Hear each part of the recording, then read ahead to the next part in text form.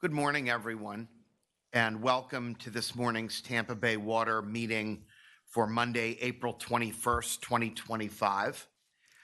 This meeting was noticed in the Florida Administrative Register and on the Tampa Bay Water website. The meeting is available for viewing through live streaming, and a recording of the meeting will be posted on the agency's website. At this time, Vice Chair Hanowitz will lead us in the Pledge of Allegiance. Pledge allegiance to the flag of the United States of America and to the republic for which it stands, one nation, under God, indivisible, with liberty and justice for all.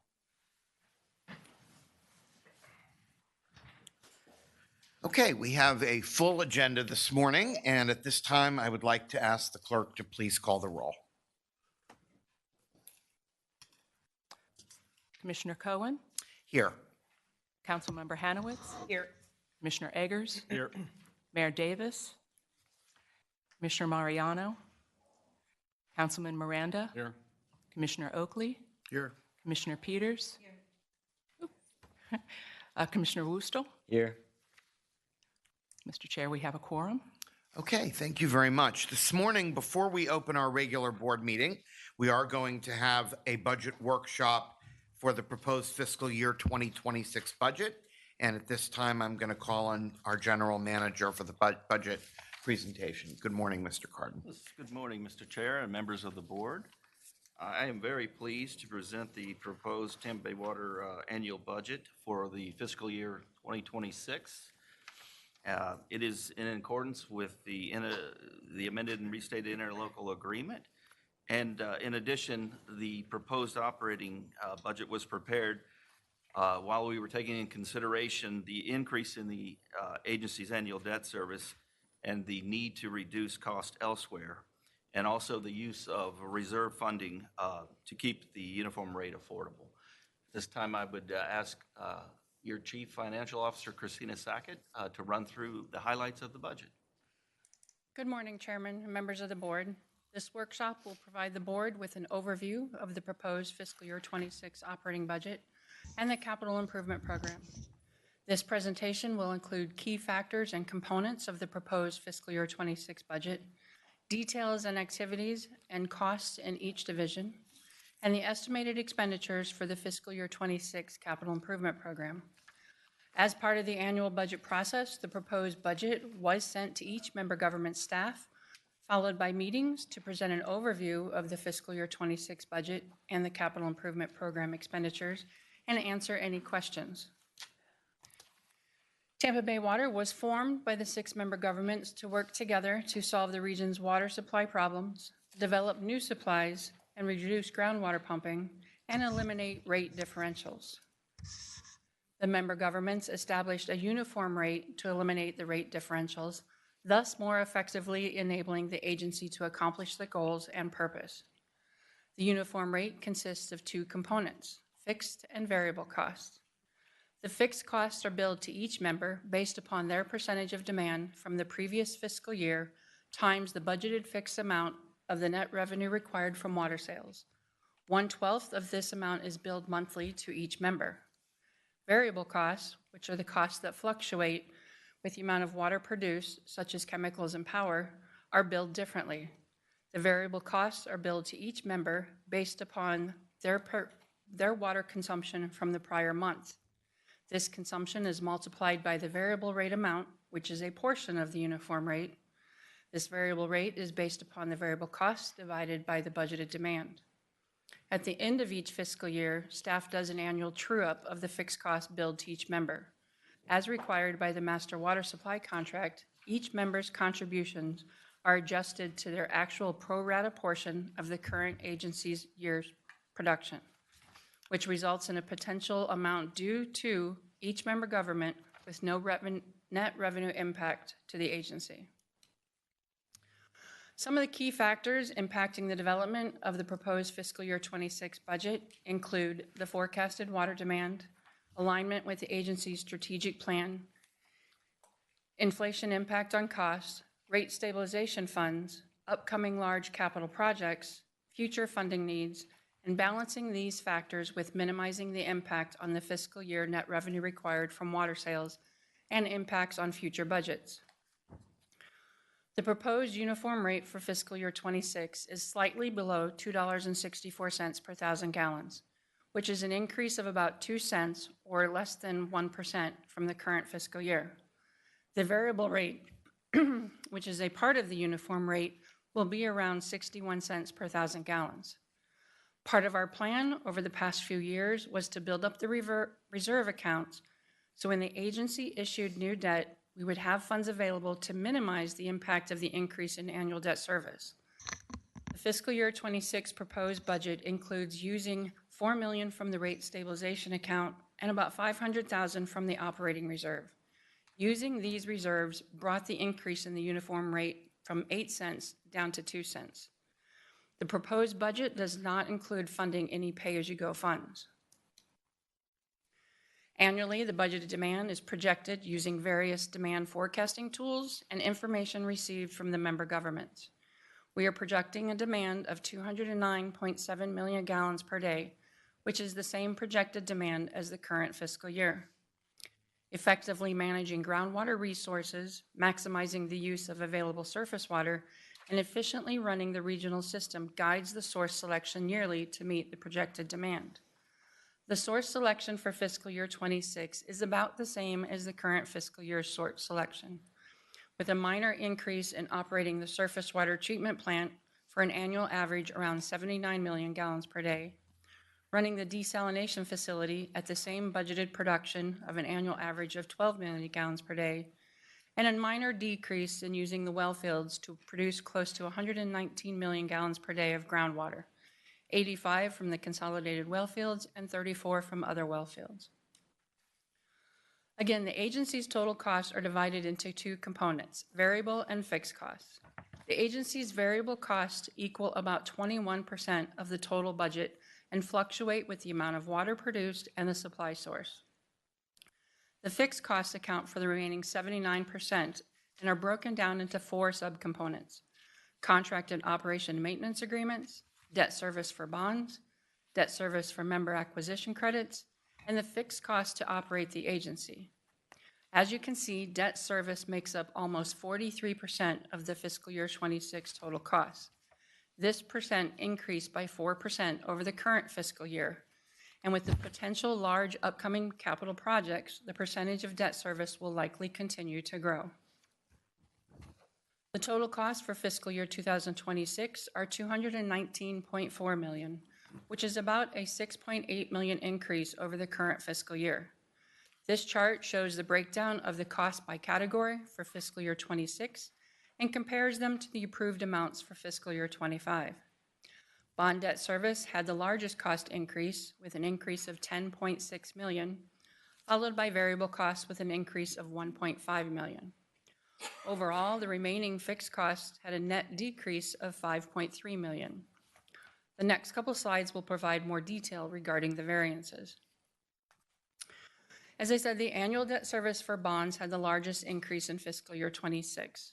In October of 24, the agency issued the Series 2024A bonds to provide $420 million in funds for the approximately $580 million in project contracts for fiscal years 25 and 26 of the Capital Improvement Program.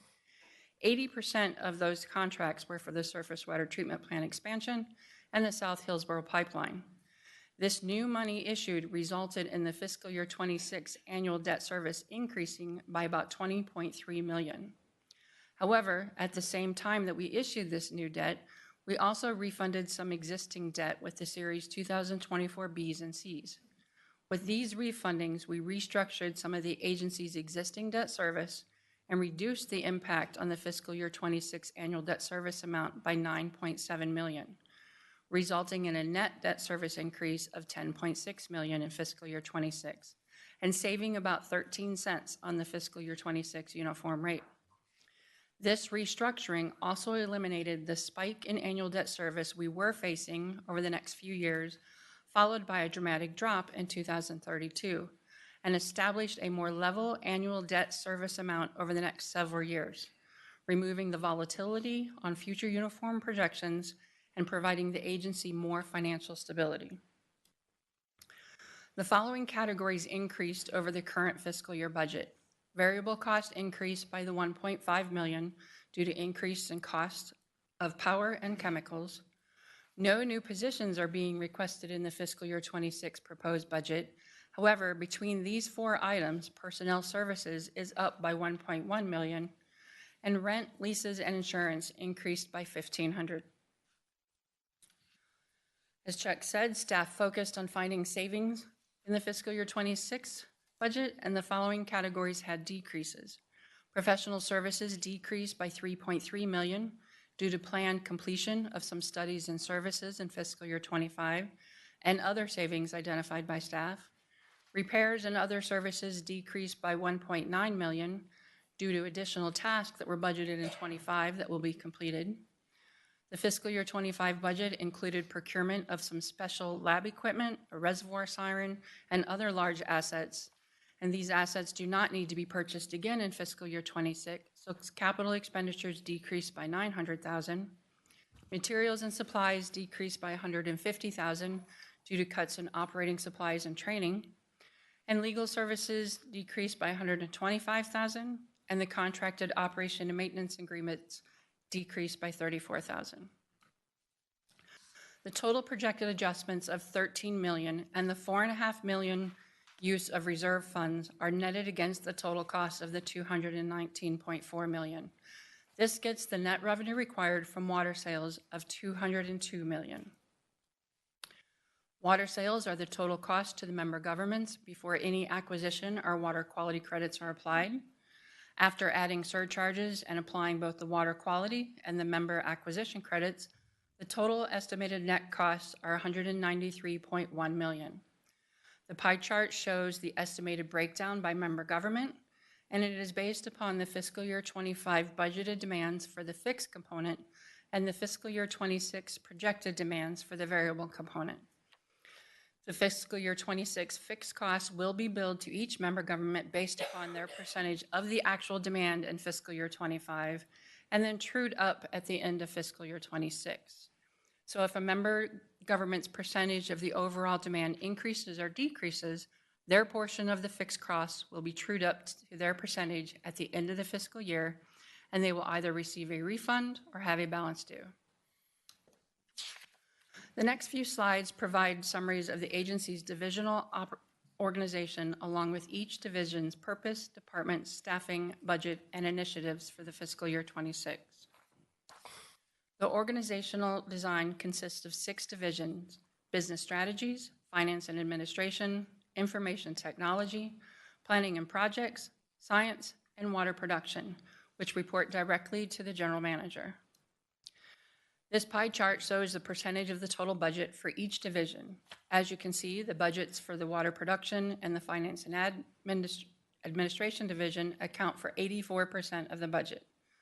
This is because the water production division includes the variable costs and the contracted operations and agreements for the surface water treatment plant and the desal facility, and the finance and administration division includes the agency's debt service.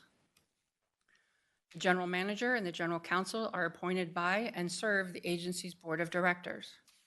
The general manager provides leadership to develop and expand the organization and a multitude of activities throughout the agency. The office of the general manager has 2 employees and a budget of $568,000. General counsel oversees a variety of legal matters for the agency and is performed through contracted services with a legal budget of $600,000. The Business Strategies Division oversees the agency's strategic and business planning, ensures employee and facility safety and security, trains and develops agency staff, directs change management throughout the agency, and builds and maintains relationships with stakeholders. The division is led by the Chief of Staff, Chief Strategy Officer, and includes 5 departments: Continuous Improvement, Government Affairs, Human Resources, Public Communications, and Safety Services. This division also handles the agency's emergency management functions. The division currently has 15 employees. The division's budget is a total of $10 million, which is about $186,000 less than the current fiscal year. The division's budget includes the following initiatives: employees' benefits, which make up about 45% of the division's budget; continued funding of the Knowledge to Implementation Program, which provides access to the agency and the member governments to share best management practices with other utilities throughout the world; continued upgrade of the agency's facility security and camera system and support the agency's emergency management activities; agency-wide staff training; funding for the 2026 paying class study, which is completed every 3 years; and hiring a grant writing consultant to assist with grant applications. The Finance and Administration Division, which oversees the agency's finances, cash management, payroll, debt management, financial reporting, procurement, inventory, risk management, and records. The division is led by the Chief Financial Officer and includes 3 departments: Finance, Purchasing and Warehouse, and the Administrative Services Records Department. The division currently has 19 employees, and the budget is a total of $102.5 million.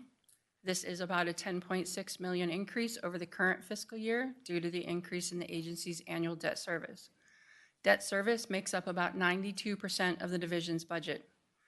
The other initiatives supported by the division's budget include managing the agency's investment, developing and managing the operating budget, compliance and reporting of the agency's financial information, strategic procurement, vendor relations, and contract management, maintaining and managing inventory needed for system maintenance and office supplies for the agency, and continued compliance and management of the agency's records, including public records requests. The Information Technology Division oversees the efficient management and security of the agency's data and digital technologies. The IT Division is led by the Information Technology Director and includes 3 teams: Applications, Infrastructure and Security, which includes cybersecurity, and SCADA. The division currently has 13 employees. The division's budget is a total of $7.7 million. This is a slight increase of about $210,000 over the current fiscal year. This is due to increases in software maintenance support and cybersecurity applications. The following initiatives contribute to the division's budget: continued support of all of the agency's various software applications and technology infrastructure, funding for data and voice communications, development and implementation of the agency's data management strategy, and maturing the agency's cybersecurity program. The Planning and Projects Division oversees the planning and delivery of projects to ensure reliability of our existing and future water supply infrastructure. The Planning and Projects Director heads the Planning and Project Division, which includes 5 departments: engineering, surveying, real property, construction, and project management. The division currently has 21 employees. The division's budget is a total of $6 million, which is a decrease of $2.6 million from the current fiscal year. This resulted from a combination of projects and tasks that will be completed in the current fiscal year and projects and tasks that can be delayed, plus other budget cuts identified by staff. The division's budget focuses on the following initiatives: managing the feasibility studies for the long-term master water plan and the developmental alternatives program, conducting technical evaluations of emergency generators, completing the 2045 system hydraulic and emergency scenario analysis report, providing oversight and coordination to locate, document, maintain, and protect the agency's underground pipelines and associated appurtenances, planning, designing, constructing, and managing the various projects in the capital improvement program. The Science Division oversees and supports environmental and water quality data collection and analysis, permit compliance, systems modeling to support agency decision-making, and coordinates water conservation activities and implements water-saving rebate programs to reduce water demands across the region. The division is led by the Chief Science Officer and includes 6 departments: water use permitting, system decision support, water quality, source water assessment, environmental monitoring, and the laboratory. The division currently has a total of 31 employees. The division's budget is a total of $10.3 million, which is a decrease of about $2 million from the current fiscal year. This is due to a combination of projects and tasks that will be completed in the current year and other budget cuts identified by staff. The division's initiatives include achieving the agency's high target goal of 560,000 gallons per day saved in fiscal year 26 through the Tampa Bay Waterwise program, obtaining a water use permit for the proposed South Hillsborough well field using aquifer recharge credits, completing technical studies and modeling for the long-term master water plan, groundwater and surface water feasibility studies, pilot studies for PFAS and water quality enhancement at the regional surface water treatment plant, expanding laboratory testing ability for new water quality parameters and constituents of emerging concern. The Water Production Division, which operates, supports, monitors, and maintains the agency's facilities to continuously provide high-quality drinking water to our member governments. The Chief Operating Officer heads the Water Production Division, which includes 5 departments: operations, maintenance planning and reliability, reservoir compliance, and buildings, grounds, and fleet. The division currently has 62 employees. The division's budget is a total of $81.7 million and includes the $1.5 million increase in variable costs, netted against an $816,000 decrease in professional services, repairs, and capital expenditures, for an overall net increase of $705,000 over the current fiscal year. The division's budget focuses on the following initiatives: operating and maintaining the regional system, managing the supply source, which encompasses water treatment chemicals and power, which accounts for 57% of the division's budget, overseeing the contracted operations and maintenance of the surface water treatment plant and the desalination facility, which accounts for 20% of the division's budget, continued asset management system support with the computerized maintenance management system, maintaining the physical plants of each facility, including HVAC systems, roadways, and fire safety systems, and managing and maintaining the agency's fleet, and continued compliance, monitoring, and maintenance of the reservoir. Next, I will provide an overview of the Capital Improvement Program plan and the estimated expenditures for fiscal year 26. The agency's capital improvement program is a 10-year comprehensive plan that includes ongoing and planned projects from multiple sources. The plan assures effective management of the agency's capital assets and aligns with the agency's strategic plan and our long-term master water planning process. During the annual update process, staff evaluates the addition or removal of projects, reviews the schedules and costs of projects, identifies funding sources and needs, and estimates the annual expenditures for each fiscal year. The next slide provides some additional detail regarding the analysis of the funding needs and the estimation of the annual expenditures. Throughout each project's life cycle, key stages are brought to the board for approval. This includes contracts for design and construction, primary environmental permit applications, and property acquisition. The projected schedules for each project identify the timing of when the board will be requested to approve these key stages and helps us determine when the funds will be needed. Once we identify when the funds will be needed, staff evaluates if the agency already has these funds on hand, either with our pay-as-you-go funds or existing revenue bonds, or if the agency will need to issue new debt to enter contracts for these projects. When new debt is issued, the amount of debt service in the annual operating budget increases, which impacts the uniform rate. To minimize the impact on the uniform rate, staff analyzes the projected contracts for the next 2 to 3 years. That way we only issue what is needed and when it is needed. Another part of the Capital Improvement Program's annual update is to look at each project's scheduled activity for the upcoming fiscal year. Staff utilizes these schedules, contract values, and technology to forecast the estimated expenditures or budget for the upcoming fiscal year. The bar chart on the right is the fiscal year 25 information reflected in the Capital Improvement Program section of the Performance Dashboard, which is attached to Agenda Item A2. It shows the estimated expenditures for fiscal year 25 is $174.3 million, and the actual spent through the end of March is $32.9 million.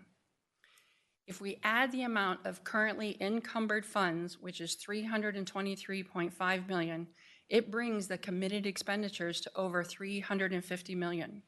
According to the schedules of the active projects in the current fiscal year, it is estimated that $174 million of these commitments will be spent.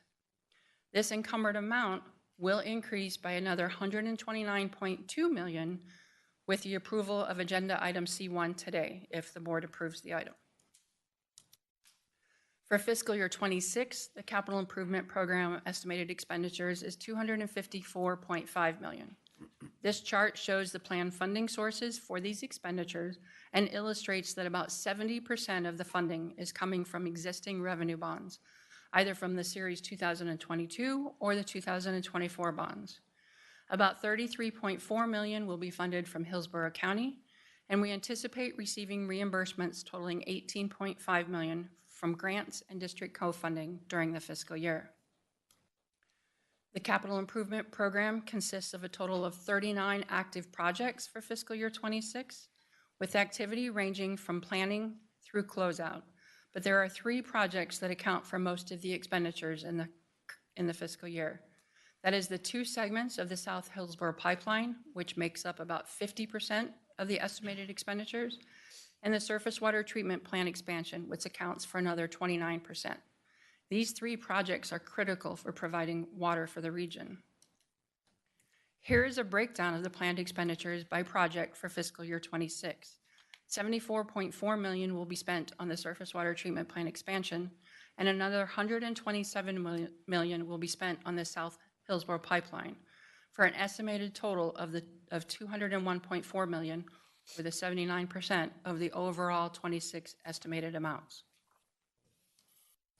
To wrap up, the proposed fiscal year 26 budget highlights include anticipated demand of 209.7 million gallons per day, maintaining the full-time equivalent count at 163, total costs of $219.4 million, using $4 million from the rate stabilization fund and using $500,000 from the operating reserve, net revenue required from water sales of $202 million, a variable rate of 61 cents per thousand gallons, and a uniform rate of $2.64 per thousand gallons, which is just over 2 cents more than the 1,000-gallon cost in fiscal year 25, plus capital improvement program expenditures of $254.5 million. The next steps in the budget process will be to hold a budget public hearing on May 19th. Following the public hearing, we will ask the board to approve the fiscal year 26 operating budget and approve the fiscal year 26 capital improvement program estimated expenditures. This does conclude my presentation, but I would be happy to answer any questions. Okay, thank you very much. That was very comprehensive and very easy to follow, so thank you. Commissioner Eggers. Yeah, well, thank you. You can turn the fire hose off now. That was a lot of information. The good news is that I think you've been keeping us apprised during the year on pieces of this, so most of it actually makes sense, so it's great. Thank you. Just a couple of questions, specifically related to the debt service and the amount that we're getting, not only to consolidate old debt that might be more expensive, but trying to anticipate the amount of improvements that we are expecting, but not over-anticipating to overburden ourselves with more debt. So how's that balance carefully worked so that we're not doing too much of one and not enough of another? So one of the things that we're looking at when we look to issue new debt, as I said, we only look out for the next 2 to 3 years because there are several projects or anticipated projects in the capital improvement program, the water quality treatment for TOC reduction, possibly the projects that will be needed for the PFAS treatment, the next water supply source. There's so many unknowns with those that we really look at only what we know and what we might have in the next 2 to 3 years and not going any further out than that. So that way, if we think that we're going to need to start the PFAS projects in, say, year 3, it's only going to be the beginning steps of those processes. So if we do go out and issue bonds that might include some of it for that, it's going to be a small amount of it, which can then be used for other projects that we know that we're going to have. The system, the agency's infrastructure is not that old, but it is aging. So we are going to have, repairs and replacements that will be needed for the system. So, we are looking at that 10 years out, and we do, every year, it adds new projects that will be needed for R&R. Okay. On the rate stabilization fund that we're using $4 million, what's the remaining balance there? There will be a remaining balance of about $38 million in that fund. And then same on the operating reserve, we're using? Operating reserve currently has 7.4, so it'd be 6.9 million. Okay. And then I just wanted to talk just momentarily about the raise and performance piece, which together could equal 6%, which, again, I'm not saying that's too high, too low. It just seems higher than normal that I've seen. So could you speak a little bit to that performance piece and what amount of that 3% that we're actually historically using? It would seem to me that if we're using all three, it's not really a performance. If we're using zero, then it's probably too strenuous. So talk a little bit about that, if you would, please. So in fiscal year 25, based upon the 24 merits, or performance, the average merit increase was about 2.505%. That was the average over, I think there was 140 employees that were eligible for merit.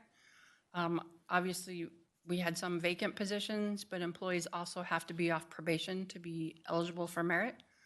The year prior to that, I think it was 1.82 or 1.89%. And then I think the year prior to that, it was 2.25 or 2.5. And that is, like you said, on top of the COLA, which is 3% for everyone.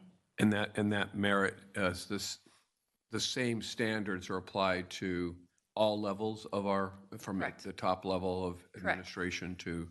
The same standards are applied, however, management does have a few more categories that they're rated on. So their score, based upon those additional categories, they need more higher scores to get the same level as staff does.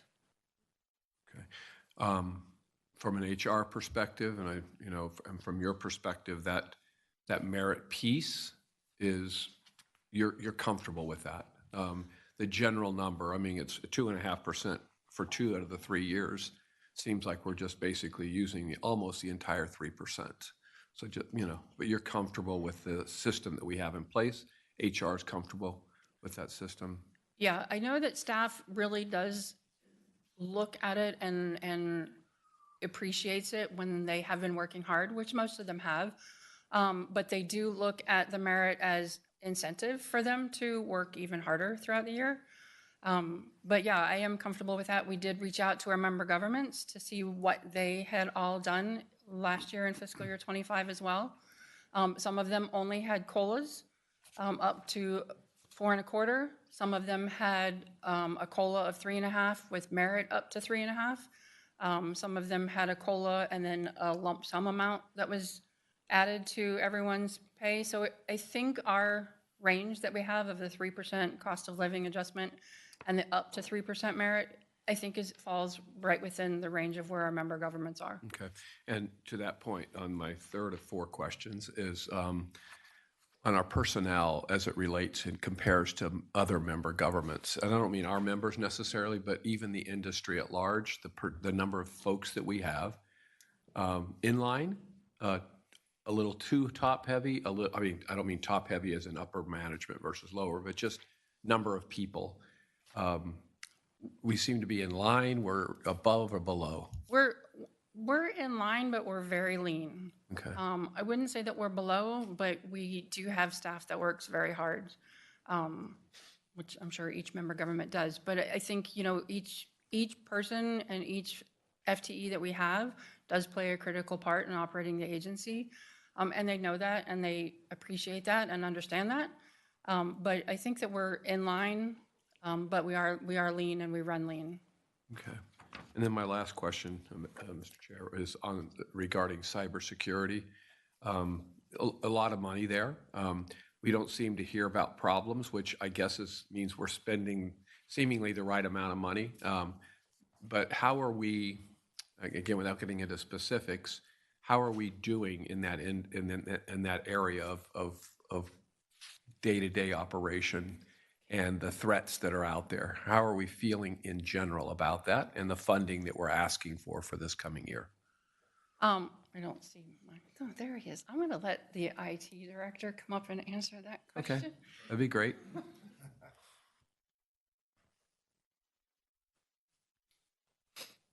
Good morning, Chairman and members of the board. My name is Casey Lalamia, and I am the IT director for the agency.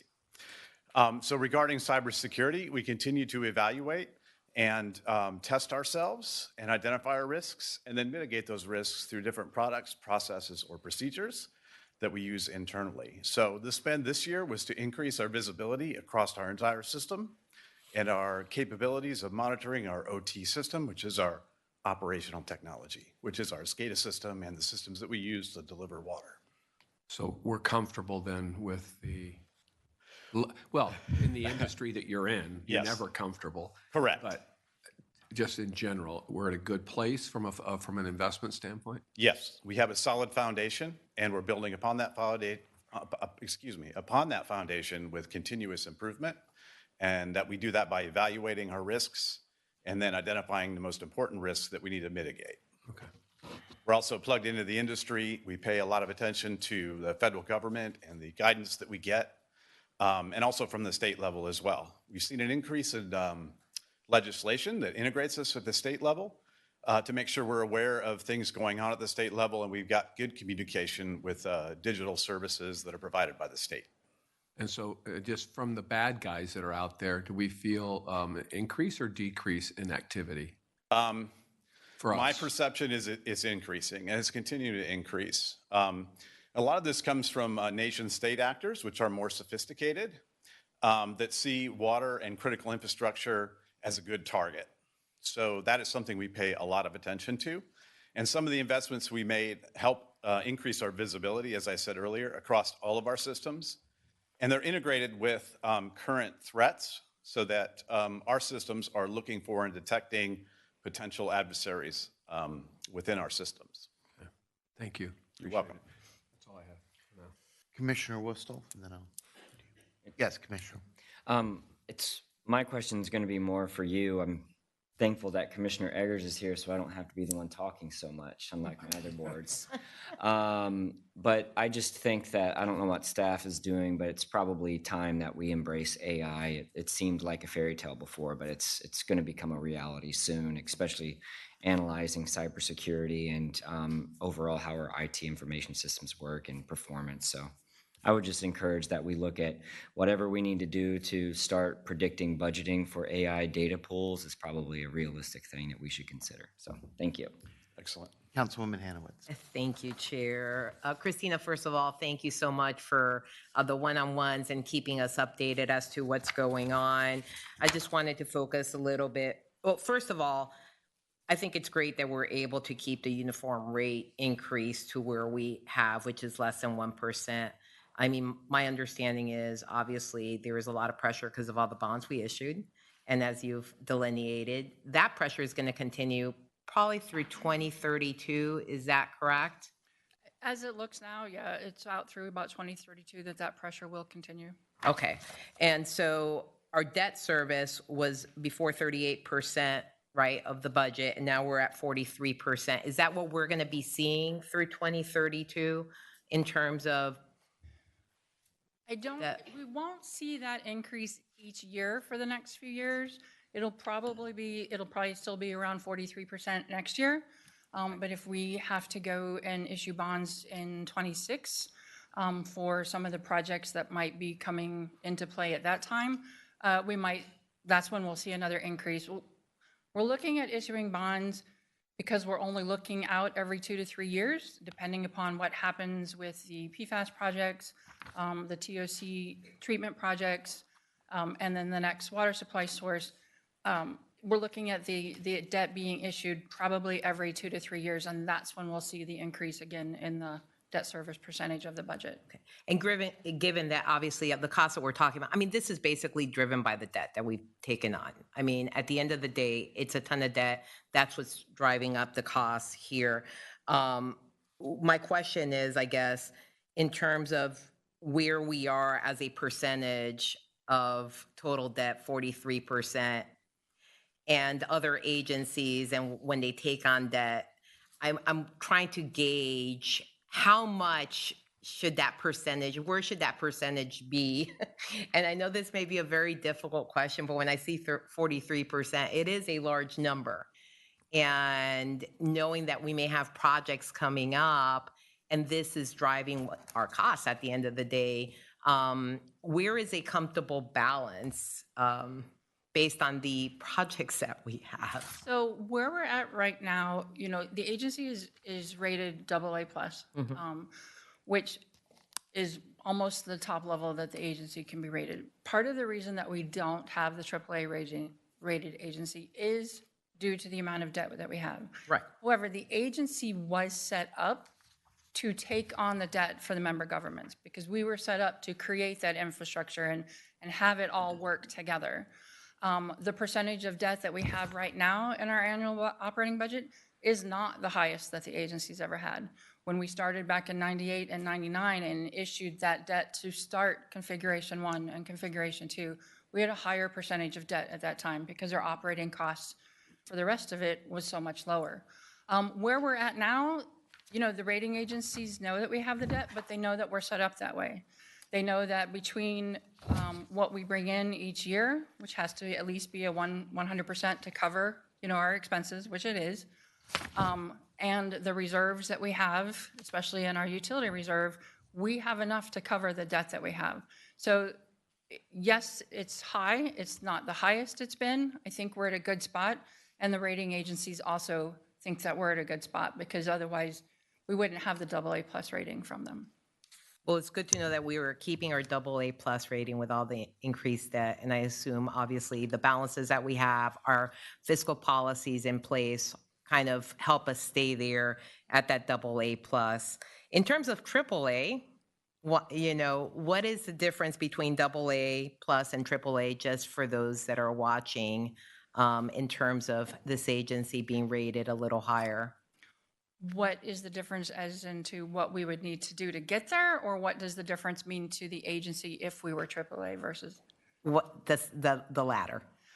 The difference between being rated a AAA versus a AA+, we would see a little bit different in the interest when we are issuing debt. However, being a AA+ rated agency does provide us really good interest rate. When we have gone and issued debt since I've been here, we have never had an issue of not being able to sell the bonds. So when we go out and price the bonds, we're able to watch to see how many offers that we have for those bonds. With the last issuance, we had 4 times more offers than what we had in bonds available to sell. Previous years, it was even higher, but 4 times more than between the new bonds and the refundings, we're talking, it was almost $600 million. So having 4 times that in offers to buy the debt really was in our favor and really helped us and our bankers work on, you know, bringing in the interest rates and making them lower for us. Well, thank you. Thank you, Christina, for that explanation and for all your work on this. Thank you, Chair. All right, Commissioner Mariano. Thank you, Mr. Chairman. Talking about the PFAS, I'm glad we brought it up. It's from the report on page 56. It talks about having 4 projects on it, total $140 million. Did we look closely at what it takes if we just shut down the wells compared to putting other sources in play, so you didn't have to spend the money on that? I am going to ask Warren to address that question. Of course, we would look at the cost of replacing quantity, as we would not want to lose any capacity in our water supply portfolio. So part of it would be what's the capital cost and the O&M of operating a PFAS treatment system versus replacing lost capacity. We're currently only looking at potentially 2 key sites, Wellfield and Brandon, or the surface water plant. So that would factor into our decision before we make a board recommendation. So at what point do you expect to bring that up? I mean, I know there's a lot of stuff going on in D.C. right now, whether the previous numbers are legit compared to what they really want to, what they actually implement? And will that affect any of your decision-making coming up? It could affect what we recommend to the board and the timing. There's currently a pause. EPA has asked for an additional 30 days from the court to reevaluate the standards that they have set out already and adopted.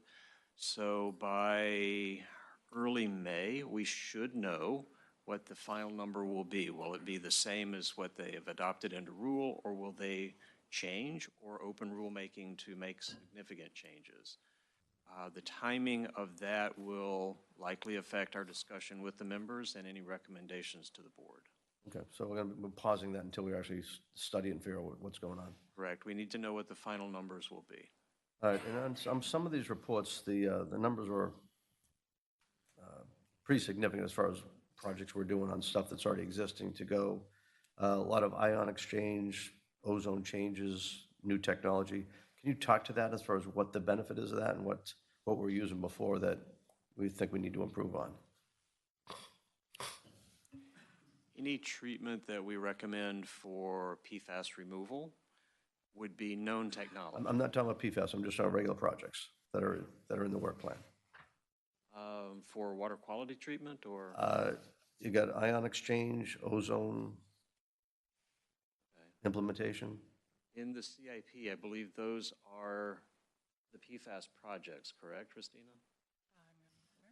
I don't think it's just that. Okay. So you may be referring that we have several, Maribel Medina. You may be referring to some of the capital projects that we have in the CIP. One of them, for example, is the Eldridge Wild Wellfield project. In that facility, we are not necessarily treating for PFAS. We will be replacing existing treatment technology to remove hydrogen sulfide. And the technology that we're proposing to use is ozone treatment, which is similar to what we use in our Lithia water treatment plant in South Hillsborough. Okay, I think there was probably 3 or 4 total projects, maybe 4 or 5. That's one of them, exactly. And in addition to that, we have placeholders for in case that we have to execute the PFAS treatment and TOC technology. Again, that's subject to approval once we are ready to bring them back for your consideration. So they're tentatively in there. We will have it ready, and when you say go, we will go and execute them. Okay. At some point, I wouldn't mind taking a deeper dive in or maybe one-on-one, just to kind of look at sort of exactly what's going on with each plant coming up. Of course, yeah. All right, thank you. And on the slide 39, when you mentioned we had a budget of $174 million, then actual was $32 million, and then it could increase up to $323.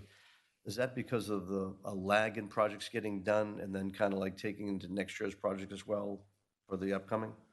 So the $174 million is what we estimate that we will spend in the capital improvement program this year based upon the contracts that we have in place that we've committed and based upon the timing. The $32.9 million is what we have actually spent.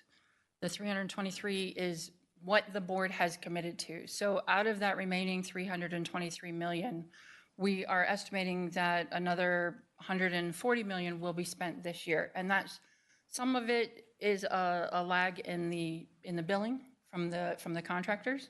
And some of it just might be maybe projects that were delayed. The Eldridge Wild Wellfield was one that, we had issues with previously because of the contractor, so that caused delays. So any delay or changes in the schedule can impact when the funds are actually spent. But the key message is that the board has committed to those projects. So we have committed to spend those funds. It's just a matter of if they're going to be spent in fiscal year 25 or if they'll be spent in 26. Yep, thank you. Okay. Commissioner Eggers, round 2. Yeah, just a couple of comments just to make sure that Commissioner down here gets enough of me, enough of my chatting. But I did, just some qualitative comments. I know Chuck's going to address an award that we've gotten. Again, so my questions, sometimes I get into some of the detail, but I tend to forget to acknowledge the fact that we have some pretty amazing employees. And And I think that award and the place that we work here is pretty awesome. So the other is the aquifer credits that our staff has been working so diligently on, back to more debt, right, that we're going to try to avert by getting more of these credits, maybe even to the point of avoiding a water supply project in 5 or 6 years. So that work is just over the top great stuff, and I'm really excited about that. Also excited about the small increase as opposed to no increase. The little ones are easier to take a little bite of. I appreciate that. And then keeping our personnel growth steady, using outside partners, if you will, to help augment when we need it. I think that's a great strategy.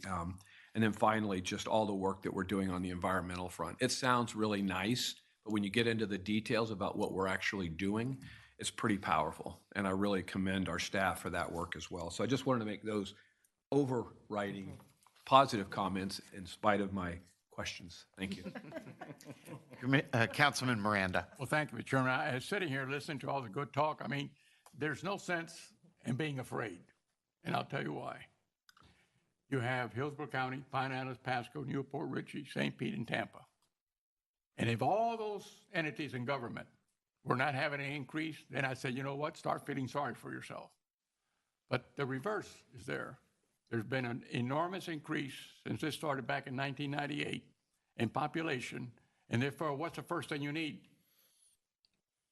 Infrastructure. Water, right? Water. So we have been able, through somehow, somewhere, not only have the water we need, but build a reservoir, built the piping system for the reservoir, have the desal plant, have the water plant, have many other things that save what? All the wells that were drying up. So that alone tells you that we're in the right direction. So all this talk about, whoa, this, that, and the other, that's true. But if you were not making progress, you wouldn't be selling water. And if you're not selling water, you don't need the bonds. And you'll be out of business in 10 years. So it's like any big corporation. I don't care what automobile company it is, what toothpaste manufacturer it is. We're just like a big corporation. And we've done it pretty damn well. That's all I'm going to say. Thank you all. Commissioner Mariano. And just to touch to that, I was going to maybe take for comments later on, but one of the things that Pasco County has done for many years, and we've been criticized in a sense of having high impact fees. I've actually talked to my attorney, my former utility director, actually take a look at the impact fees we're getting for the water. Because when these projections are 10 years out, everybody's tax sensitive right now. And I think if you look at growth paying for itself, I know we're going to take a look at it. I recommend the rest of you take a look at it. It's complex to pay it back, but one of the things that a county attorney mentions was what you might be able to do is if you put the impact fees in place, when the true ups come in, that may be your funding source where you can stabilize your own utility system rates better than going that way rather than just doing a straight pass on. So we're going to take a look at it, and I'll just throw it out there as an idea. With new growth paying, why should the people that are here paying it maybe take a look at trying to protect your people by letting the new growth pay by putting some type of impact fee that's in there? My attorney thinks it's very well justified in it, but he's got to dissect it in as we go take a look at it, which all impact fees have to be done. Okay. All right. Well, thank you very much. That was a very good discussion, and we appreciate your presentation, and we will look forward to discussing this again when we get closer to passage later in the summer. At this time, we are going to move on and open the regular board meeting. Are there any changes to the agenda before we get started with the regular meeting? Seeing none, I'm going to move on now to, excuse me. I just want to, when we get to it, just to let you know, I don't know if they told you I wanted to pull consent agenda A12. A12? Yeah. All righty, we will do that. At this time, though, we are going to move on to public comment. Each speaker will have 3 minutes, and we have 2 speakers signed up this morning. The first is Eric DeHaven, and the second is David Ballard Geddes Jr. Good morning. Good morning, board members. My name is Eric DeHaven. I am the executive director of the Polk Regional Water Cooperative, which is your neighbor next door to the east. First, I want to give you just a quick background of the PRWC. We are very similar to Tampa Bay Water. We are a regional water supply authority. We were created back in 2018, And our job is to provide alternative water supplies to our members. Our members include 15 municipalities plus Polk County, and our current chairman is Mayor Bill Mutz from Lakeland, and George Lindsay has been a past chairman. He's on the board of county commissioners for Polk County. And so I'm here today to talk a little bit about item, I believe it's A3, regarding the Alafia River and staff's request to submit a permit application to the Water Management District to use up the remaining water in the Alafia under the MFL. Today, I would recommend to you from a PRWC perspective that the Tampa Bay Water Board of Directors defer a vote on submitting a permit application to the Water Management District to allow for additional time for discussions between Tampa Bay Water, the Polk Regional Water Cooperative, and the Southwest Florida Water Management District. Now, the reason for this recommendation I'll get into here a little bit, but I want to give you a little bit more background. The PRWC was created in response to the Central Florida Water Initiative. The CFWI rule came into effect in 2022 through the Florida Department of Environmental Protection, and essentially what it does is it limits the 5 counties to their 2025 demands in withdrawals from the upper Florida aquifer. So following this year, basically, Polk County will have to rely on alternative water supplies going forward. Our long-term source, the traditional source of the upper Florida aquifer, is no longer available to us. So when we look at Polk County, we don't have a lot of good options for alternative water supply.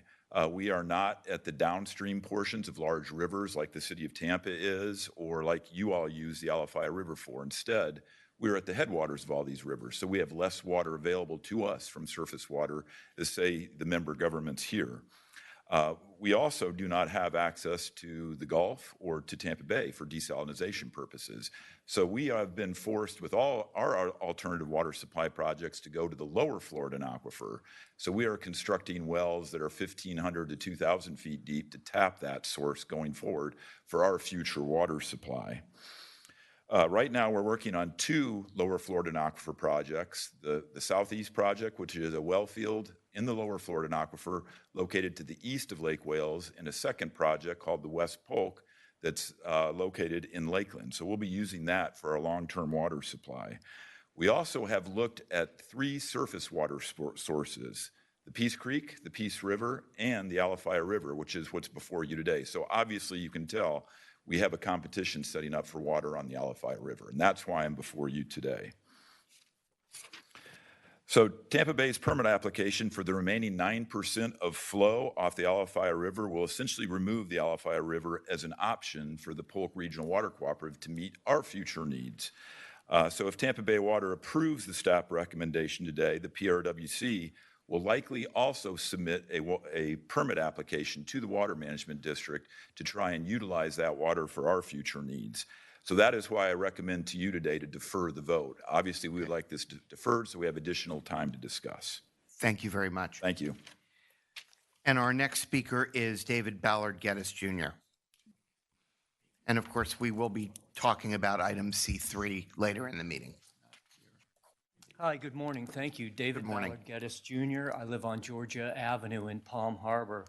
In recognizing the utmost moment between anarchy and tyranny, attempting to make novel refinements to an erroneous theory, Federalist Paper number 9 recognizes this Constitution as being a falsehood, as a false impression, labeling it as an act of constitutional sophistry used as an infatuated, desperate expedient, further calling it as an incurable disorder and imbecility, hoping to extend, enlarging its sphere of power and contempt thereof, assuming, giving rise to this Constitution, extending the novelty of tyrannical water jurisdictions as its constitutional refinements, making refinements to the novelty of the 14th Amendment,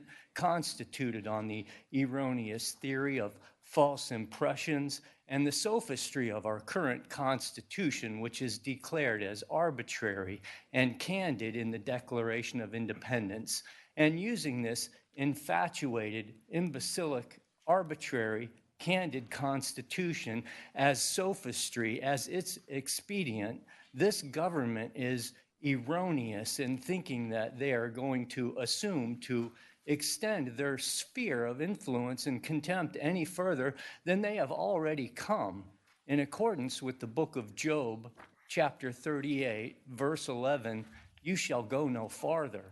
Federalist Paper number 48 recognizes in advance the errors to which this Constitution has fallen, forecasting the 14th Amendment as being spontaneous shoots of an ill-concerted government, basing its sphere of power on legislative pretentiousness as declared. Our current government is being used as a medium to aid and abet tyrannical water jurisdictions, intending to give rise to a second constitution equally as rebellious and prideful as the first Constitution, and this is where it stops.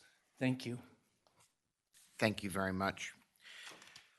All right, we are going to move on now to the consent agenda. Item 812 has been pulled. So at this time, we will entertain a motion for everything other than item 812. Second. Okay, we have a motion, I believe, from Councilman Miranda, seconded by Commissioner Wustel.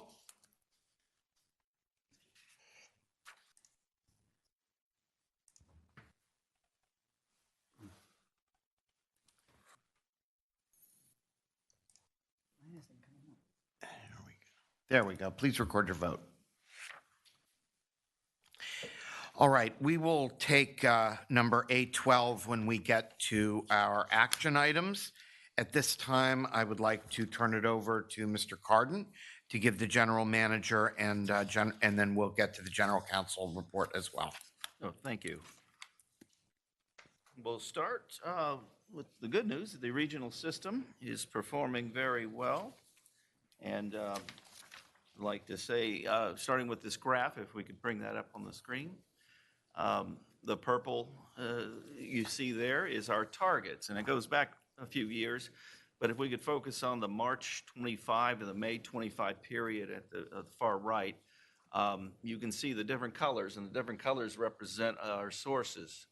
And as we approach the dry season, you see a lot of red, and that is the reservoir. So we are running 100% on the reservoir at this time, and for the next couple of months, it looks as though, and then the blue will start showing up. That's the run of the river. So that's when the rain starts. The great news in all that is you see yellow all the way through, and that is the desal facility. So overall, we're doing well. We through March, I believe 195 million gallons a day was delivered to the members, and that's slightly less than the same period last year. So we're on good target, doing well. The surface water is running at 80 million gallons a day, and we are lifting water out of the Harney Canal into the Hillsborough River. The drier times are here, and demands are higher, and so we're lifting water. Tampa may be buying water in the next couple of weeks from us at the point of connection. This is a familiar graph that we show you. This shows the permit limit of the consolidated well field at 90 million gallons a day, and how well are we doing to stay under it. Through March, we were at 85.92, and I think as I looked this morning, it was at 83, just a little bit over 83, so you can see the future trend is to go down even further, and so we're in great shape with the CWUP. Same graph, this is with the South Central Hillsborough Regional Well Field. The permanent limit is at 24.95, and you can see we've been teetering at that limit back and forth every month. And just as you note, I think Commissioner Eggers noted some of the well field credits. This permit, we have applied to increase the permit. It will go to 26.9 maybe by the end of this year, as soon as that. And so you'll see the solid line lifted a little bit. And then we're going to a great-looking graph because it shows we have about 12.5 billion gallons in the reservoir. The orange line dictates that we think there should be about 9.5 this time of year. So we are about 3 billion gallons ahead of the game as we approach the rainy season in June. So we're in great shape. Now, I wanted to talk about a few things on the slide in this order. The first one is the 2025 top workplaces. We were awarded that in late March by USA Today and the Tampa Bay Times, and we have it here at the dais. You would hold that up. I'm not going to drop it. Very valuable. The top workplaces winners were they were determined based upon employee feedback from a third-party survey. It's a company called Intergage that contacted all of the employees of all of the agencies and other companies. And the management was not involved in that at all. It was completely employee-driven, which makes me very proud of receiving this award. It's very good that I know the employees love working here at this time, and I'm happy to work here as myself. The next thing, water quality. We talked a little bit about it. Currently, our water quality staff is meeting with the members and looking at the PFAS and the total organic carbon removal. There's a study that was revised, distributed to the members, and also we met with them in March. And I believe late April, we're expecting comments back. And so that will determine if we're going to do the total organic carbon removal and where, and a scheduling of it, as well as the PFAS at the same time. And as we did discuss earlier, there is a delay with the PFAS number. It's currently at 4 parts per trillion, and a lawsuit has been in abeyance initially for 60 days between EPA and the American Water Works Association to see if they can settle anything or where are we going with this. And then another 30 days was requested. So May 8th, there should be some direction we should be receiving. And as we said, we will be watching that, and it may change some of the direction that we were taking with the water quality study. Bond refinancing. We had a very healthy discussion on the bonds this morning, but this is a kind of a layover from the last October when we did go get the bonds and we refinanced. There was a portion of the 2015 A bonds that could be callable in July 3rd. And we told the board we'd be back to discuss that. So I plan to bring in May a resolution that would refinance those with some triggers that would delegate authority for us to move quickly after the July deadline when they were callable, if the savings fell into those guideposts that we're going to talk about next month. Water conservation. We are in April, and it is Water Conservation Month. And I know that our WaterWise program that's been offering sprinkler system rebates through September.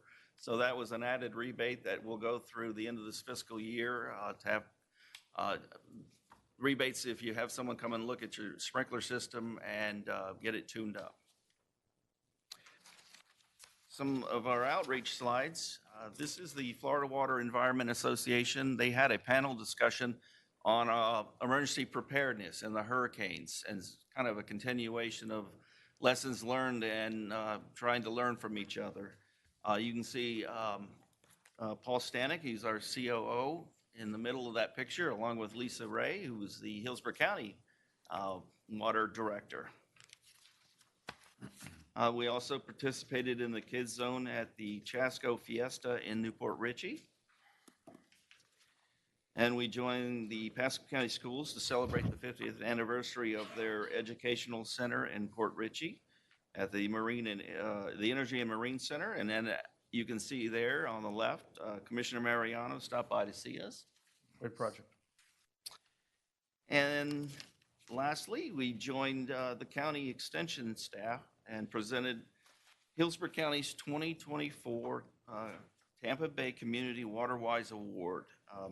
So this program recognizes residents for having water treatment landscapes. And I know it's very competitive each year.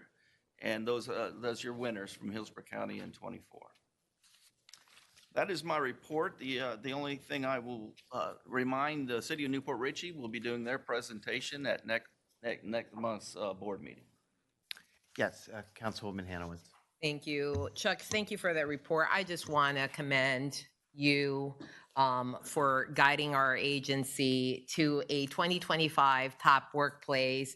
And like you said, there's no greater honor than to have the employees say that about you. And I feel very privileged to be a board member at Tampa Bay Water and knowing that we have a happy workplace and people that are really happy to be part of Tampa Bay Water in difficult times. In difficult times is something wonderful. And so I just want to commend you for leading us to this award. Thank you. I appreciate that. Thank you. Thank you. Commissioner Westel. Thanks. Just real brief, thank you for the update on the lawsuit, the abeyance lawsuit between EPA. Do we know at this point, like a soft projection of what it would increase the uniform rate for our members to institute these PFAS controls if it actually did go forward? Do we have even like a soft projection of what that might do? I would ask Christina. We're like 2.6. We'll work together on this. 2.6 per thousand gallons of water, but we're so far into it. I mean, we have to have some type of idea, I'd imagine. I believe the PFAS projects, and Maribel can correct me if I'm wrong, the ones that we're looking at are for the Bud Wells and for the surface water treatment plant. I think total on those projects is about 175, 200 million. That would lead us to potentially needing more debt in 2026 to address those. The $420 million that we just issued, increased the debt by $20.3 million. Us lowering it with the refinancing brought it down to 10.8. So the savings that we did of 9.7 was 13 cents. So if we're looking at half of the 420, it'd be 200. You'd be looking at 10 million. So you would be looking at potentially a 13-cent increase on the annual debt service. Per 1,000 gallons of water. 1,000 gallons of water. Now, I'll just also mention, and I didn't say it earlier, we have a litigation in settlement for PFAS, and we're waiting, and every day we are waiting by the mailbox to see what we may get from the litigation. There's one out there, and then another one just in settlement. So there's two that we are waiting that would offset the cost that we just discussed. Now, what's the current frame of mind on even if the EPA comes back out, moves the number back up above our current thresholds, would you guys still be advocating for the total organic carbon, which is, I mean, the two are not inclusive, right? So would you still be wanting to do these new water quality projects, even if we get cleared of PFAS concerns? Well, the total organic carbon goes back a few years where the utility members actually came to us and said, we would like to take and look at this. There's a couple of well fields in the area that are higher in TOC than some others. And so we have an Exhibit D limit on TOC that we meet. This would take it down from, I think, 6.4 milligrams per liter down. And the members asked us to look at going down to 2, down to 1, and down to 0. And they have different costs. And so right now we're at a position where, is there a cost benefit to doing that, is what I would tell you would be our answer. When we get to that, to go down to those levels, it's going to cost some money. $500-600 million is what our estimate was a couple years ago, and we're looking at that again. So it could be a very abbreviated version, just maybe the worst TOC offenders. Right now, there's 14 locations that have been identified to do in 3 different phases. And so we could do that. We could do all of those 14 sites, or we could recommend just 1 or 2 of those sites, depending on how bad the TOC is. But just to let you know, we are in compliance with Exhibit D for the total organic carbon at this time. Perfect, thank you. Thank you. Anyone else? Commissioner Mariano? And I think, I'm glad you brought up the lawsuit as far as getting money back. That'll dictate, I think, a lot of the policy coming up. And then if we get the right money on the lawsuit, it's going to be a break even. And if we go further, then we can actually make that decision too. I saw an interview yesterday with the head of the EPA where he said that he also thought it may be partially the federal government's responsibility to pay for some of this. And it really opened up the door to the question, I think, of whether or not there would be additional federal funds available for some of this. And that, I guess, remains to be seen as well. So, all right. Thank you very much. We are going to move on now to the legislative and grant funding program update. Item number B2, and I believe Brant Bartlett, Government Affairs Program Manager, will present that. Good morning. Good morning, Chair, members of the board. As you're aware, the legislative session began March 4th, and we are well underway. As a result, we have with us our legislative consultants, or I should say half of our legislative consultants today, as Mr. Matthew Blair was called away unexpectedly and will not be able to make it this morning. But with us, we do have Mr. Peter Dunbar of Jones Walker, who is our legislative counsel. He'll be providing us an update with the efforts our legislative team has been making, as well as the lay of the land of what's going on in Tallahassee. Pete, the floor is yours, sir. Thank you, Brant. Mr. Chairman, can you hear me all right? We can. Good morning. Good morning. Let me begin. We're now in what is expected to be the last 2 weeks of the legislative session. Our final committees will conclude on Wednesday of this week. Bills that remain in committee basically have no opportunity of passing, and only those items that are on the calendar remain active. I will say this, the current environment here is not particularly pleasant. There are a number of major issues where both houses are far apart. That would include the budget, and we're further complicated by the significant controversy that surrounds the Governor's Hope Florida Foundation.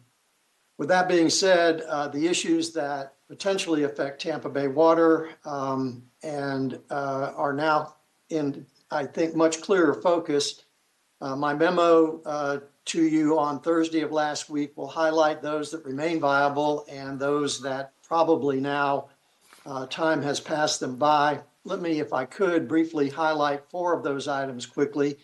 The first one would be in the Department of Agriculture package. That's committee substitute for Senate Bill 700, and that's where we find the modified definitions for water quality additives.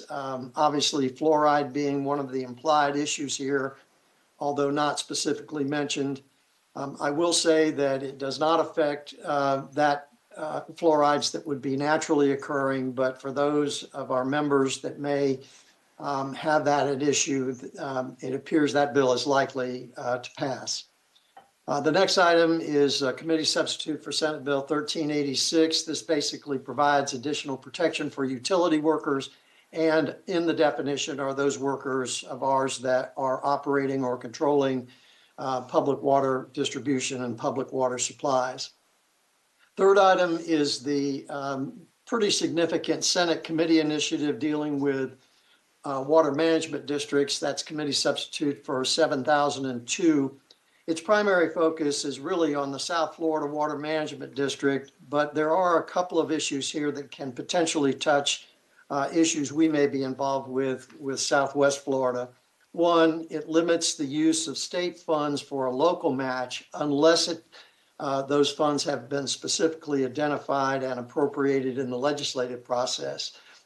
Next, it does expand the ability to use ad valorem tax levies for what's called capital improvement projects, and those projects do include water supply and water resource projects. It does also authorize the Department of Environmental Protection to issue 20-year interest-free loans for projects that involve the water management districts, and those items all potentially available. Next item we've been watching is the committee substitute for House Bill 703 and its companion bill, which is Senate Bill 818. This would impose new requirements on relocation of utility infrastructure that impact the use of public rights-of-way. Interestingly enough, we were clearly a part of that in the initial version, but last Thursday, amendments to the Senate bill limit now that new criteria only to telecommunications issues.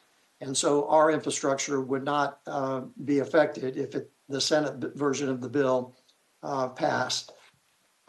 As I mentioned, there's much disagreement that remains between the two houses, particularly in the budgeting area where we are about $4 billion apart between the two houses. The conference process will begin this week, and we're hopeful that it will be productive, but there is quite a bit of discussion already that we will be either in an extension or a special session to deal with the final funding. I will conclude by saying that both of the Tampa Bay water appropriations are still in the mix in both houses and still remain viable. And Mr. Chairman, I know it's been a busy morning for you all. If that's my report, and if there are questions, I will do my very best to answer them. We do have just a few. Thank you, Commissioner Wustel, and then Commissioner Mariano. Thank you, Mr. Dunbar. Which bill did you say that one of these bills allows for ad valorem levying to be done? And which, yes, there's a which one? Yes, if there is, and if you wanted to take a closer look, this is the big water management district package out of the Senate. It is committee substitute for 7002, and Section 8 of that bill expands the use of ad valorem tax levies for what is defined as capital improvement projects, and those projects, the definition does include water supply and water resource process. There is a referendum involved with it, but it is a new authorization that's potentially available, Commissioner. Okay, 7002. Thank you. Section 8 of that bill is the one you want to take a look at. Thank you. Commissioner Mariano. Thank you. Yeah, my question is the two water projects you mentioned that we got funding in Senate and House. Could you tell me what the numbers are between both houses? Both bodies? No, I apologize. I think they remain viable, and I do not have the details on it. We were hoping Matthew would be available today to give more update on it, but we can get that information to you and let Brant share it once we have more details on that. Thank you. Anyone else? Mr. Dunbar, thank you very much. Thank you, Mr. Chairman. We are going to move on now to our action items. I think we'll take number 812 first, if that's all right, and then we'll move on to the C items. So, Councilwoman Hanowitz, I believe you pulled this item. Yes, so we've had this discussion before in terms of my, let's say, my lack of preference to adjusting rates annually at a certain rate, and this new agreement allows the legal fees that are charged by the attorneys to be adjusted 5% annually automatically every year, January 1st. And so I want to have a discussion about that. If you do the 5%, you know, year one, you're at 420. Year two, and this is for shareholder rates. Year two, you're at 441. Year three, you're at 463. And it goes on. And I understand that obviously we can terminate at any time, but we are elected officials and there's always turnover in these boards, and I don't want these things to slide. So I want to have a conversation about that. I also want to hear from the attorneys. I know that they're used by the member governments. They also charge the member governments fees. Last time we got their fees was when they applied for the general counsel position. And when you look at, let's say, what they could charge Paso County for eminent domain and other matters, or even for Tampa, I would like to understand what the rates are, and are those rates going to increase likewise, based on these changes. And the other thing I want to hear from them is, and this is a side matter, we received a letter from Karen Hillary on this South County Power Line. I wasn't here last time, but in the letter, there were also an allegation made in terms of Gray Robinson. We hire them to do our eminent domain work, and they were also reaching out to residents to represent them while they were representing us. So I want to kind of go through the things, through those matters with the attorneys and get their feel for it. Why don't we give them an opportunity to do that?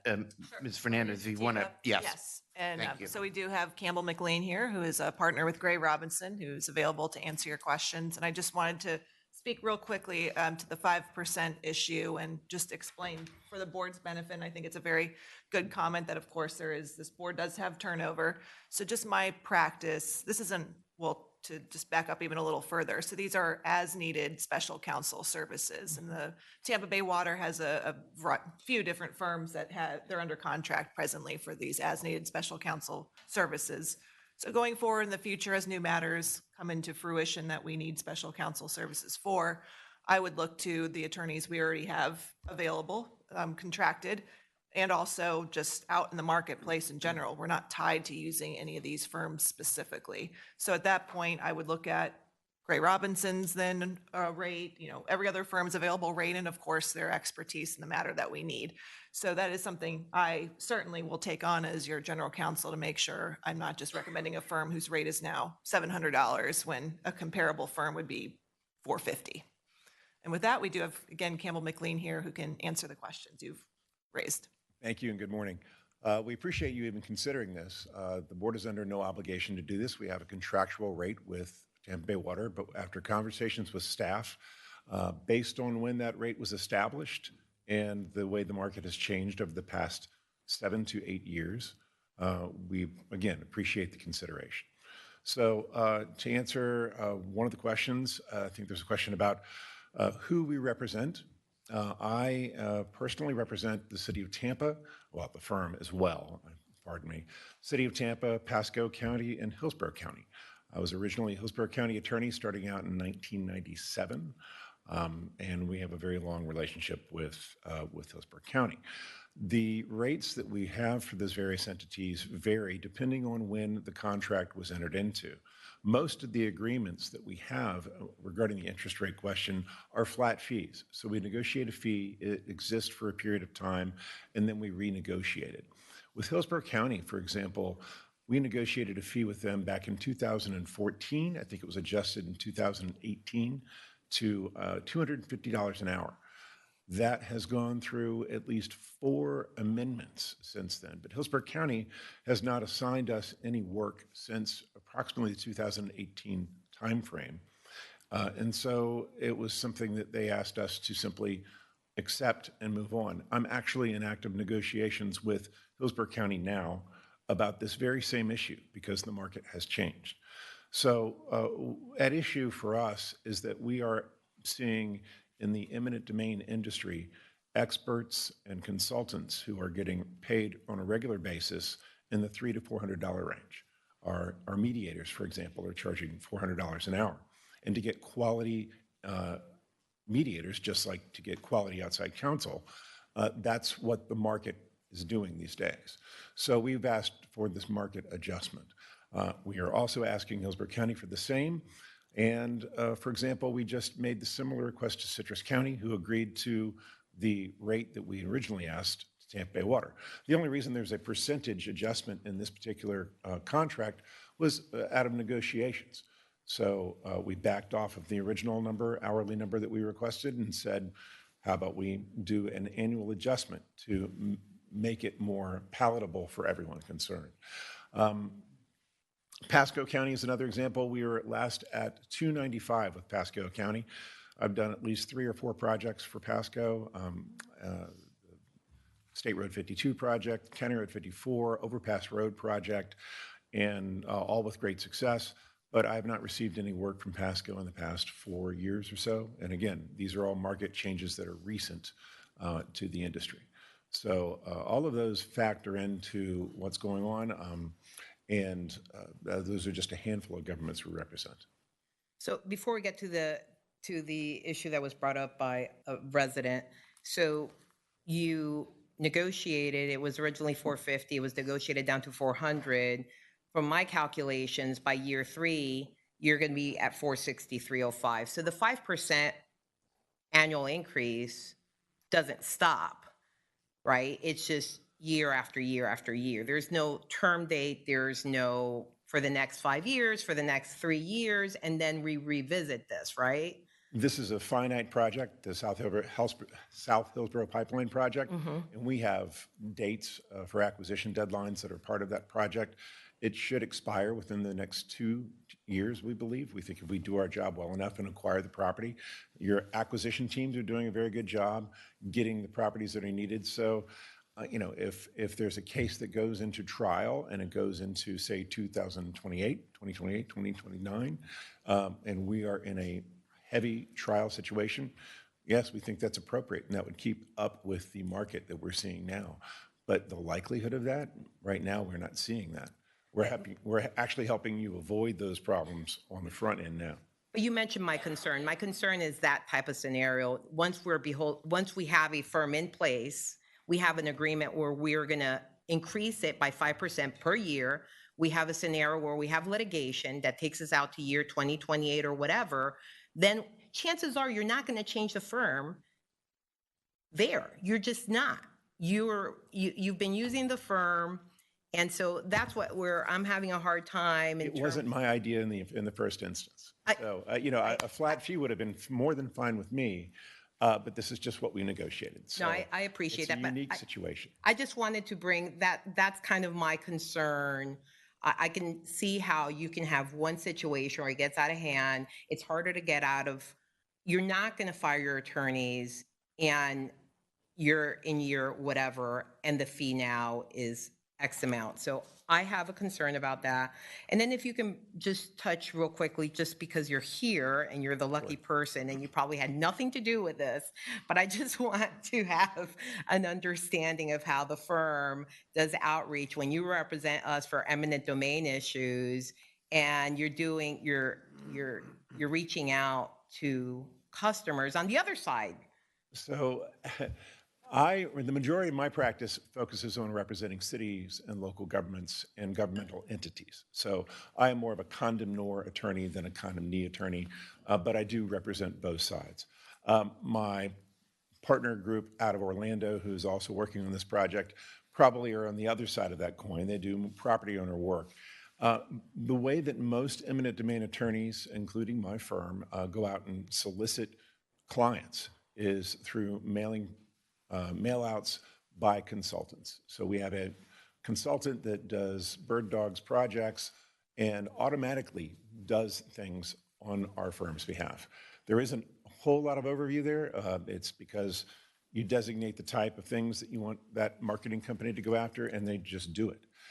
This is one of those where the representation of Tampa Bay Water didn't get marked by a partner at the right time to say, do not market this project. So unfortunately, those letters went out. We quickly, as soon as we found out about it, submitted a rescission of that. We made sure that we didn't create any conflicts with any potential property owners who might have called us for a consultation. But unfortunately, that's sort of the way the business is done. Property owners will end up with a stack of letters from various attorneys, and this was one of those that, frankly, you know, one of our letters got past us. Were we notified? Absolutely. I just we only notified learned you all about it through the letter. Right away and brought that to your attention, and that's, you know, the rescission letter came shortly thereafter. Okay. Well, that was a mistake. Yeah. Those are the concerns that I have with the First Amendment to the contract, as I stated. So, Chair, thank you for that. But I'm not going to be able to support it because my concern is what I already stated, which was if we have a situation where we can't get out of it and we have them as litigation counsel and it's 5 years down the road, I just don't know where it's at. So I have a problem with giving an annual adjustment of 5% annually without an end date. Thanks. Thank you. Commissioner Mariano. Yeah, when I look at the rates, and if I want to say, Gray Robinson, you guys do a great job. I think we've spent, the attorneys were telling me about $200,000 so far with the project, which is not an exorbitant amount of money, depending how it all plays out. But I do say going from 275 to 400, I think that should hold you for a few years. When I look at the associate, I'm not sure what that person, how level that is, but 185 to 225, going to 275, that's not a big jump, but the paralegal is a big jump, going from 100 to 185. Do you have flexibility in those numbers, even just to make them fixed for like 5 years? Do we redo it, or? Well, we originally proposed the original rate we proposed was fixed. So it would have been fixed until whatever time. And so it just, like I said, this is the way it got negotiated, was to say, all right, in 3 to 4 years, 3 years time, we'll get up to the rate that you requested. A cap could be considered. I have flexibility for certain. We're thrilled and again appreciative that you will even consider this. We just want to do the best job possible, but we are pushing more work down to paralegals and associates, especially when we get into litigation. We'll have some of our younger attorneys doing a lot of that heavy work. And right now it's on the shareholder side, we're giving you consultation and helping avoid problems and save money on the front end. No. I would rather see it locked in, at least for the 3-year term, especially, how long is this project expected to go on for? Well, they have 2 active projects right now, the South Hillsborough Pipeline, which Campbell McLean is very involved in, and they have their construction litigators that are still assisting with the Eldridge Wild Wellfield project. Both of those, I think you could assume, will definitely go into next year, perhaps the next year. And then after that, it becomes a little murkier as to whether they would still be ongoing or not. But I would assume, you should assume that at least the next 2 years, Gray Robinson would be involved in the projects they're currently handling. Right. I mean, if you want to do a 3-year lock-in and take these rates, and I do think that paralegal number is really high anyway, I'd be okay with that. Commissioner Whistle. Thanks, and maybe Member Hanowicz can just have some back and forth with me real quick, if you don't mind. He just said that he has the flexibility, and I do agree that perhaps a lock-in. Do you assume that the majority of the work will be done after the 3-year mark for this project, and there might be just like a few lingering ones that get pushed back? Is that a reasonable expectation? Yes. Would your firm, if Member Hanowicz, and I think this is a good conversation, that after the 3-year mark, that's where you've capped out, and then any lingering lawsuits are just at that 3-year cap? Can we do the 5% up until then? I would be fine with that. Okay. I would be fine with that. Can I just make that amendment to the contract right now, and this is for both deals? Is that what we're? I'm going to treat what you're doing as a motion. So Yes, go yes, ahead and I will motion. formulate it however you'd like. I will motion to amend the contract to cap the 5% increase at the 3-year mark for any existing pending litigation thereafter. Does that make sense? And that is, we have a motion from Commissioner Whistle, seconded by Councilman Miranda. I'm assuming, and maybe you can clarify, that this also includes passage of item A12. Correct. Okay, thank you. Yes. And just for my own clarity then, so you would have, you're envisioning 3 rate adjustments and then a cap? Yeah. Okay. And just for the record, he's fine with this. Yes, on the record, I'm fine with it. We appreciate. Thank you for hearing us out on that. Value Yeah. you show in your attorneys. Yes, We yes. do appreciate the ability to do the work for you. Okay, Mr. McLean, we appreciate you did this morning, and I think seeing no more comment, we will go ahead and, yes. Sorry, I don't have the full motion. I have motion to amend the contract to cap. So 3 annual increases at the 5% rate that's in there right now. And then capped for any existing litigation thereafter for this project. And in addition to that, the rest of the contract. And to approve the remainder of the contract. And just quickly while she's typing, the costs for mediators after the state passed their new changes to promote it more has skyrocketed to new levels that I know of my friends that do mediation that are very happy about the state's new laws. So thank you very much for the dialogue. Thank you. Okay, and with that, please record your vote.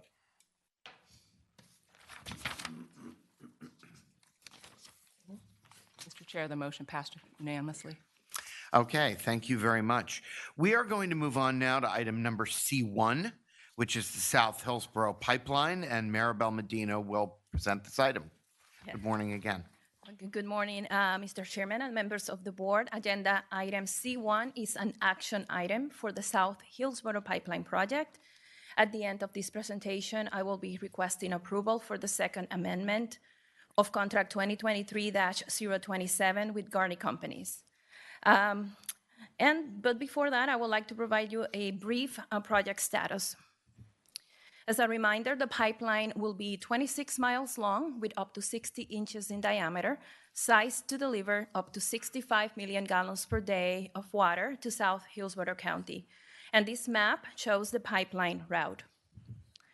Construction is tentatively scheduled to begin as early as this upcoming fall, pending final design, property acquisition, and permitting. And we are expecting to have the pipeline in service in late 2028. To date, we have completed several milestones. Staff is now reviewing the 90% design, and we continue property and permits acquisition. As for permits, the project requires 29 permits.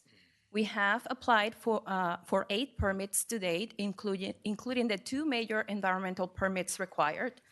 Of these 8 permit applications, the team has responded to requests for information from the regulatory agencies for 4 of these permit applications, and 4 permits are nearing approval.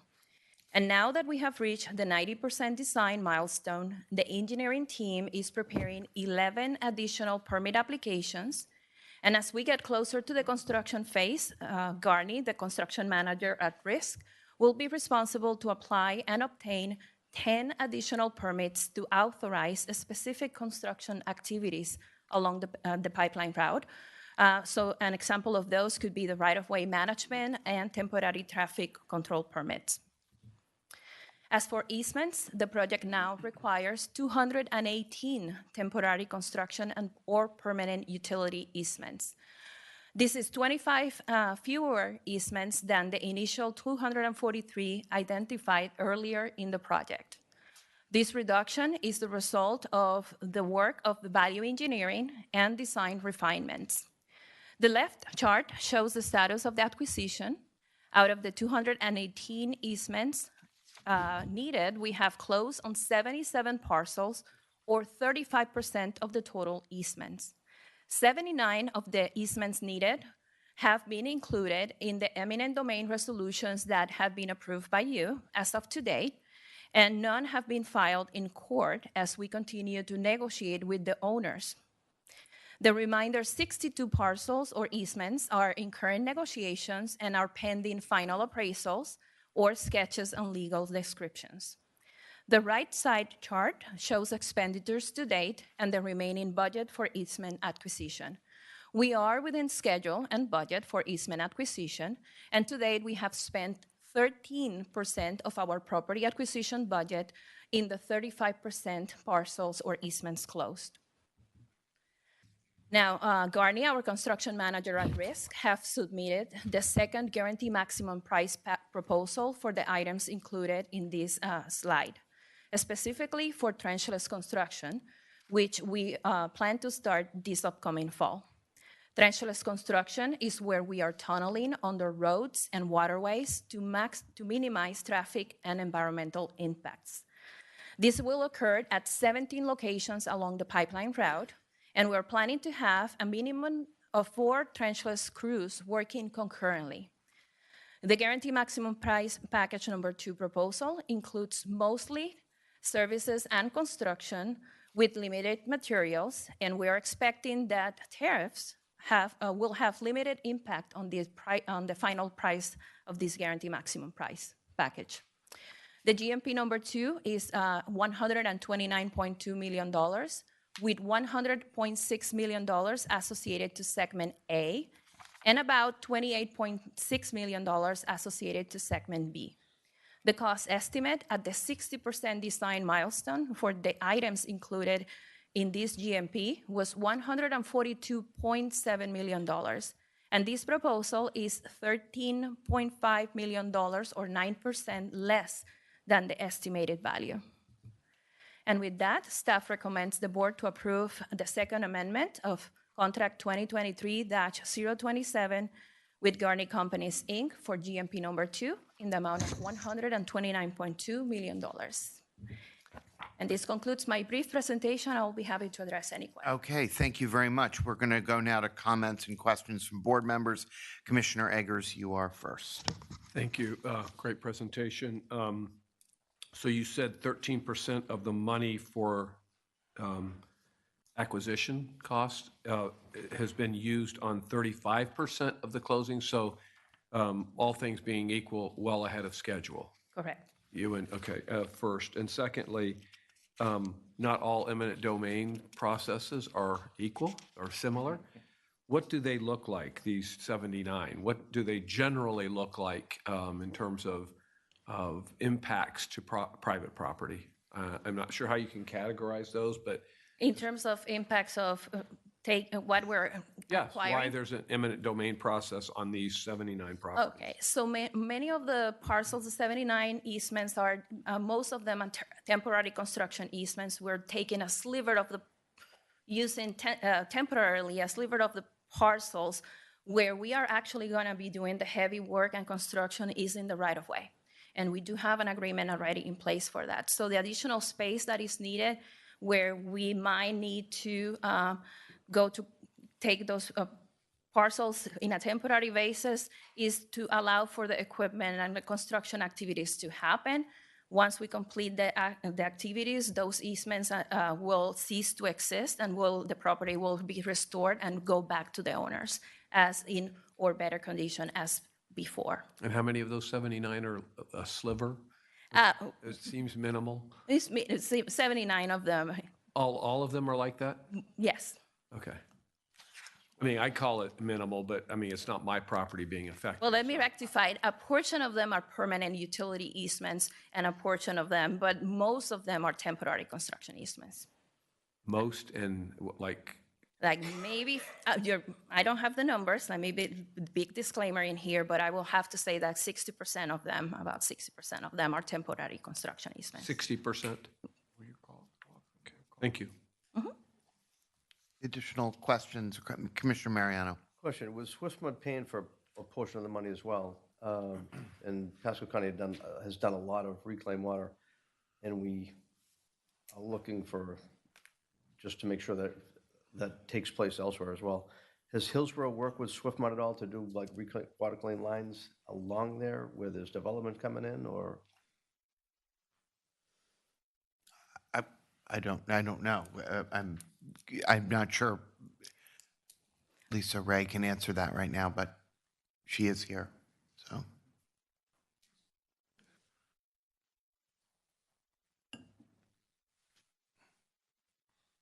Hi, thank you. Lisa Ray, Water Resources Director, Hillsborough County. We have not added any new reclaimed lines recently. We will be adding it as part of the One Water campus. There's going to be a large reclaimed line going to the new wastewater plant and coming back. And along that, we do hope to add some residential neighborhood ones, since there will be tremendous growth happening in that Balm area at that time.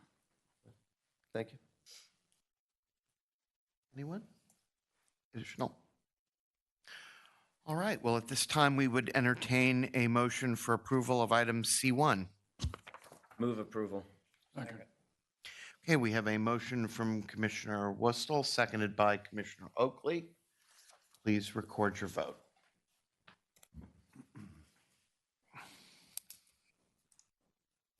Mr. Chair, the motion passed unanimously. Okay, thank you very much. Item number C2 is the feasibility study for new groundwater sources, Pasco Wellfield scope reduction. That will be presented by Danielle Kiersey, Senior Project Manager.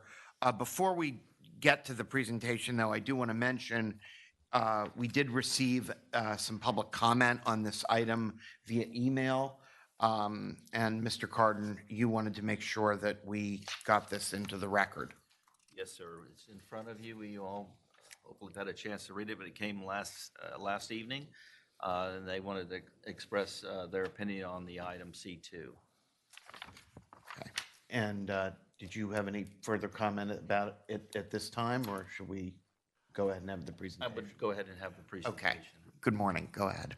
Good morning, Mr. Chairman and members of the board. Agenda item C2 is an action item for the Eastern Pasco Wellfield, which is part of the feasibility study for new groundwater sources project.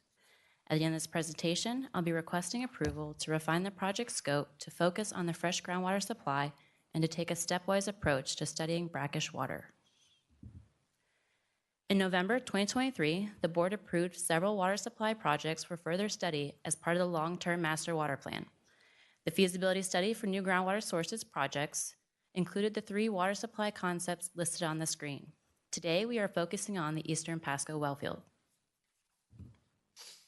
This project explores a potential new wellfield in East Pasco County that could use brackish groundwater, fresh groundwater, or a blend of both. Fresh groundwater treatment would include ozone for hydrogen sulfide removal, and brackish groundwater treatment would include reverse osmosis. The current estimated yield is 3 to 9 million gallons per day of fresh and/or brackish groundwater. The original scope for this project included the construction of fresh and brackish test and monitoring wells, the construction of a core hole to the fresh and brackish water aquifers, water quality sampling and aquifer performance testing for both sources, and the conceptual design of a collector main layout and water treatment facilities for a fresh and/or brackish water system. However, based on the potential for a deeper brackish well and a dramatic increase in drilling costs, staff proposed a stepwise approach to studying the brackish water component of the project. The column on the right shows the proposed refinements. We will focus on the freshwater component of the project to meet the 2033 demands and will still collect geologic and water quality samples for the brackish water component. This data will be used to determine if brackish water should be further studied to meet demands beyond the 2033 timeframe. Refining the project scope and approaching the brackish component increments has several benefits. It optimizes and maintains the project budget and schedule. It reduces project costs by nearly $6 million and provides valuable information on the geology and brackish water quality of the lower Florida aquifer collected from the core hole. This data will inform whether brackish water should be further studied in the future. After refining the scope, this is the general timeline for the Eastern Pasco Wellfield study and the selection of the next water supply configuration. We anticipate starting the coring within the next 2 months, followed by the test well construction and modeling. The feasibility program will end in late 2026, and then we will begin the analysis of project concepts and developing water supply configurations. A recommendation for the next water supply will be made in late 2027. Staff requests the board approve refining the project scope to focus on the fresh groundwater supply and to take a stepwise approach to studying brackish water. That concludes my presentation. I'd be happy to take any questions. Questions or comments from board members? Commissioner Mariano. Yes. Out in Dade City, Zephyr Hills area, we've had some major flooding this year. We've had to bring in pumps. Florida DEM was great with us, trying to help us get to certain areas. And rather than get into a pumping project, I would much rather see us try to look at another reservoir. The Bill Young Reservoir is working fantastic. I think there's opportunities up there to get some massive land areas together and go, as opposed to jeopardizing those who are on well and septic, what might happen if you're pumping this much water out, what might happen down the road. Commissioner Oakley, and then Commissioner Whistle. That's in my district in Pasco County, the northeast area where this test well is going to be. I have no concerns about it affecting anybody's home well or anything, because this well is going down to like 2,000 feet, and it'll have no effect on wells, and I don't know about septics, but it shouldn't affect any homeowner in that area. And it is just a test well. Thank you. Commissioner Whistle. Yeah, I was just, if Mr. Hogg could just, is there any, I mean, it's a long letter to, get right before a meeting. I've tried to read through it a couple of times, but do you project any, they're talking about fewer boils and slits, and that there's dried up wells out there. Do you have any concerns that this test well would create, I don't know if you've seen the long email, can you verify or validate any of these claims? I have read the email, Commissioner. There's a couple of points that I would like to make. They do talk about contaminants in the aquifer, and this project has no injection of anything into the aquifer. So this project is simply looking at what is the viability, how much water could the aquifer yield. We'd be pumping for a short period of time, a small quantity of water to test the aquifer. We'll inject nothing into the aquifer itself. So the contamination issue, I'm not sure where that came from. That's no part of this project. They raised questions about dry well fields and reduction in spring flow and spring boils. That seems to be a more regional question, but this is simply pumping a single well at a small rate for a small period of time. It would not cause any of those issues, many of which were from the past, not the present. The dry well fields had drier lakes and wetlands in the past, but we've since seen a strong recovery of all those systems. I did recall that we had talked about a recovery of those systems. I will say that I am a big fan and think that a second reservoir is an initiative that we should continue to move forward on. So does this area or does this site potentially impact our ability to create this second reservoir in this area, or are these two separate issues in two different areas? The test well for a potential well field and a potential reservoir in the future, if that were a future study, would not be mutually exclusive. Both could exist. As part of the Master Water Plan feasibility studies, we've been moving forward with this as a defined approved concept among 7. A concept of a reservoir could be studied under a future Master Water Plan to see if there's source water available and at the frequency, and is it cost effective. So the two are not exclusive. Okay. Well, in the past, the local governments have been kind to us with all of our South County stuff, so I definitely hope to not be put in a position to have to go one way or the other. Thank you. Commissioner Mariano. Yeah, and the test well doesn't bother me so much, but when I've asked, and I've asked this months ago, to get this included into the master plan, to go look at a reservoir. And again, I would much rather use surface water than pumping water from the aquifer. And I think it's a better way to go, and you'll get tremendous support from the citizens of Pasco County that are in that area that are flooded right now. Literally, we've had people that have been flooded for months that are just getting dry now, that are afraid of the storms coming up.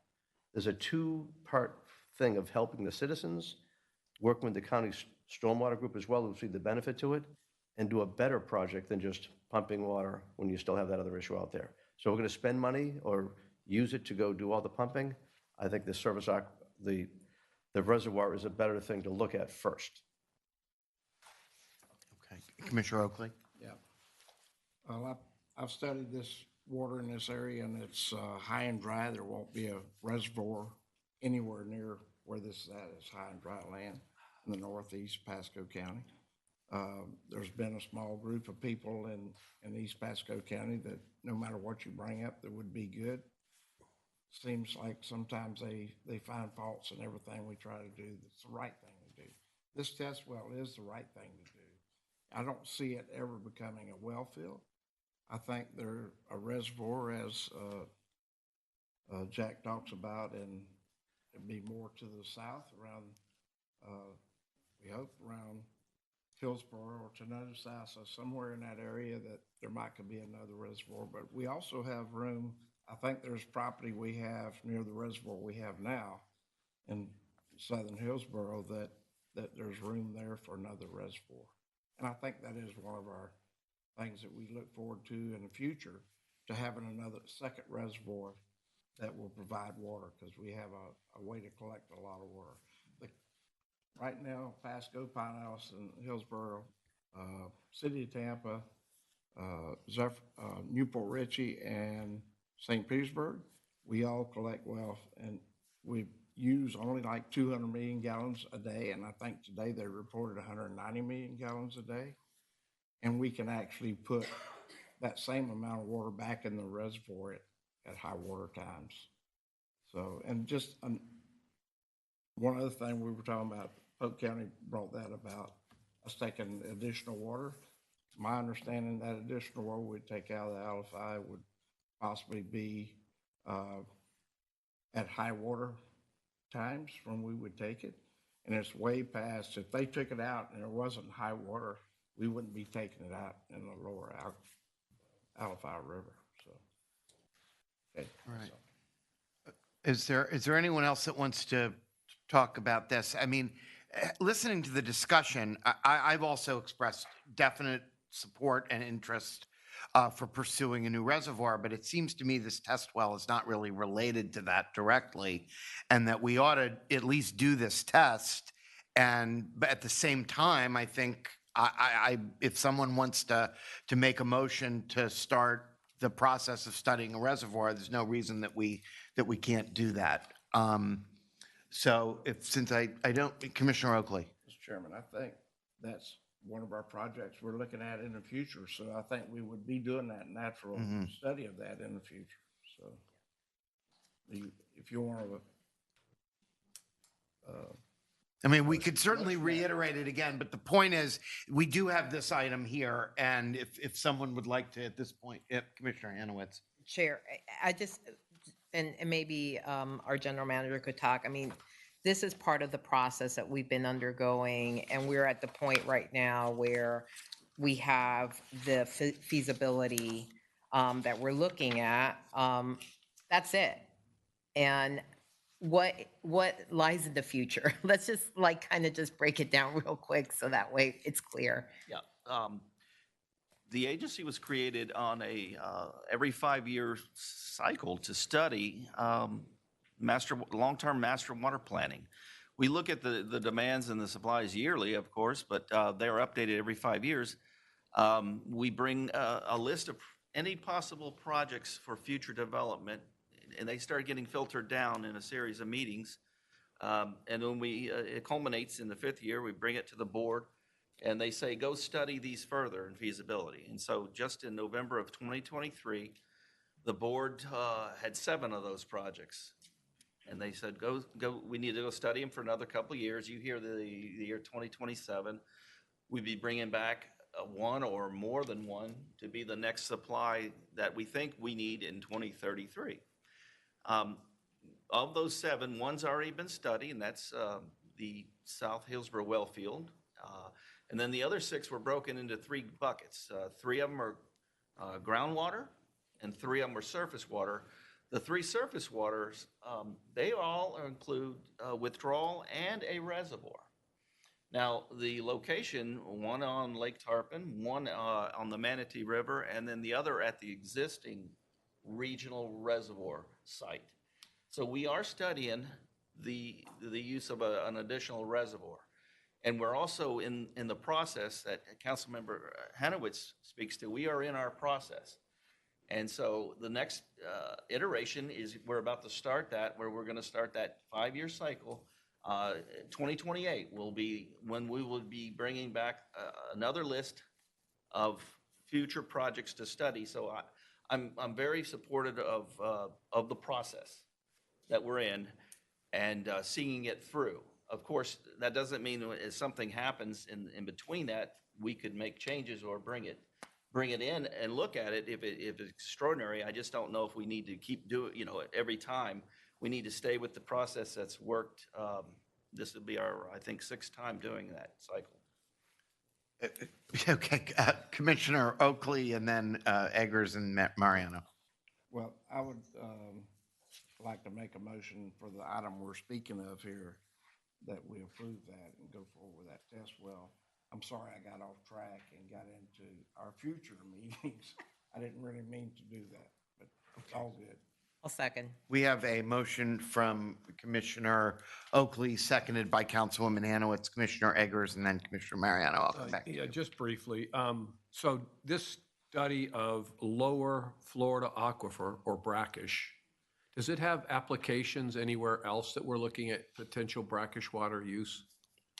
Is there anything we can learn from this process that we can extrapolate to other areas, say the desal plant? Commissioner, we're exploring the deeper Floridan here with a core hole, and that's fairly site-specific. What we learn in East Pasco doesn't necessarily translate to South Hillsborough. However, the Eastern Pasco area, there is a lack of deep monitor wells. In fact, very few monitor wells in East Pasco County, so it's an important area to study. It's new information. As we get down to the desal area in southern Hillsborough County, there are a number of deeper wells that have been drilled and tested, so we have geologic and water quality data in that area, but they are very site-specific. Okay. Well, again, I mentioned earlier that I'm certainly hopeful that all of this becomes a moot point for that 2033 water supply project, that we end up getting enough credits, et cetera, that we don't even have to pursue. But I would support this as well. Okay, thank you. Commissioner Mariano. Thank you. Years ago, the reason Tampa Bay Water got started, I think, was a lot of the pumping out of Florida. Out of Pasco County, that dried up a lot of areas from all that was done. I don't know what's going to happen with this here, but I'm going to say I would much rather see the process include looking at a reservoir at the same time they're studying this together. That would be a separate agenda item. I think we should come back forward and get public input as well to what's going on. So our people go out there, see it, and do a presentation with both options being looked at the same time. I think to go through the process, yeah, it works, but is it the best thing to do? I don't think it's the right thing to do. I'm not going to support it. Anyone else? Question? Okay. At this point, the motion has been seconded. Please record your vote.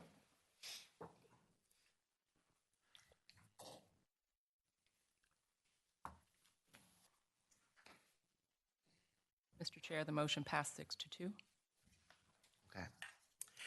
All righty. We are going to move on to item number C3, which is the Alafai River Withdrawal Facility Water Use Permit Modification Application. And Mr. Hogg is going to present on this item. Good morning again. Good morning, Mr. Chairman, members of the board. This is an action item. At the end of the presentation, I will be requesting board approval to submit a water use permit application to modify our Alafai River Facility Permit to incorporate provisions of a recent emergency order that was issued by the Water Management District. The initial water use permit for this facility was issued back in 1999, and it's been since renewed and modified. The intake, the Alafai River Pump Station, is about 18 river miles from the mouth of Tampa Bay, or from where the river flows into Tampa Bay. And it's located near Bell Shoals Road, which is the green box kind of in the middle of the map.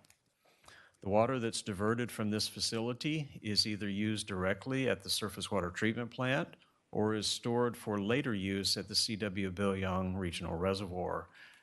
It's a significant feed for our upcoming dry season. The amount of water that we can harvest each day is based on actual river flow, and that's measured at the Alafia at Lithia gauge, which is the red triangle in the center right of the map. Our existing water use permit allows us to harvest up to 10% of the available flow when the flow rate is above 128 cubic feet per second. That's the minimum threshold that was set by the Water Management District to protect the river and the estuary all the way downstream to the bay. When we permitted and built the facility in the late 90s, early 2000s, the minimum flow had not yet been established. So we worked with the Water Management District to estimate what we could safely harvest, and together we picked a conservative number of 10% of flow. The flow rate turned out to be very conservative because the minimum flow rule that was adopted by the district in 2009 said that 19% of flow could be safely harvested from the river as long as it's harvested only above this low flow threshold. Our permit caps our diversion currently at 60 million gallons per day, which is the quantity that we expected to be able to take from that facility based on the infrastructure that we were designing at the time. During 3 drought periods, the Water Management District has issued emergency authorizations to us and has allowed us to harvest up to that 19% of flow from the river, as long as we're above the low flow threshold. The most recent emergency order expired in March of this year, and it allowed us to increase our maximum take up to 75 million gallons a day, which is the actual quantity that we've learned we can divert from that pump station. The recent order was issued to help us refill the regional reservoir ahead of the dry season of 2025. Because the provisions of the recent emergency order are consistent with the established minimum flow rule and no additional infrastructure will be needed to harvest the additional water, staff developed a permit application to modify the water use permit to make those recent provisions of the emergency order permanent within our permit. Based on an evaluation of the historic flows from the Alafai River back through the last 15 to 20 years, we estimate that this could allow us to harvest an average of about 13 million gallons of water per day for immediate use. This is what our new diversion schedule would look like in graph form. Once the flow in the river up at the Alafai River at Lithia Gauge exceeds the thresholds established, 128 in our permit, we could divert up to 19% of flow from the river. That means we would reach our maximum diversion faster at about 611 cubic feet per second, or around 400 million gallons a day. It's a very flashy river. Flows come up and go down very quickly, as opposed to the Hillsborough River, which is a more sustained rate of flow. So those high flow days do occur in the summer. They really occurred this year for a long period of time, but they don't happen all the time. We did review this permit application with a number of environmental stakeholders in the early part of this year. We have met twice with the Polk Regional Cooperative. Mr. DeHaven spoke to you at the beginning of the meeting, and we're discussing this proposed increase in our diversion from the Alafai River.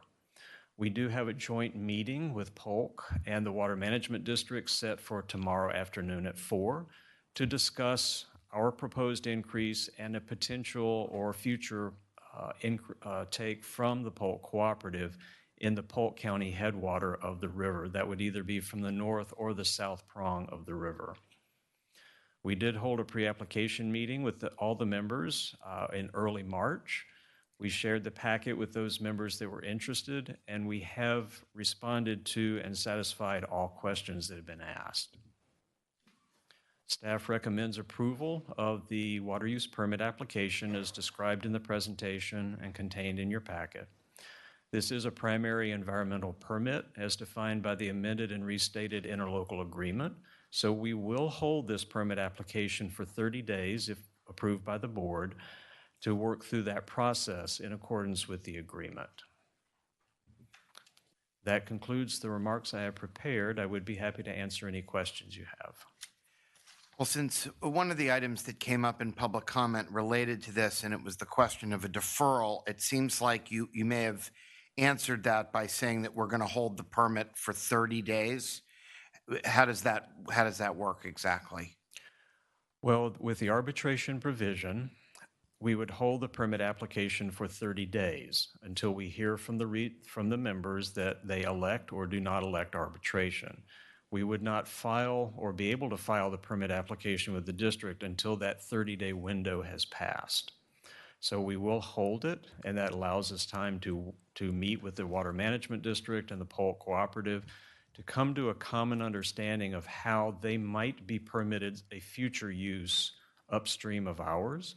This is a fairly complicated issue because there are 2 minimum flows on the river. We're subject to that for the lower river.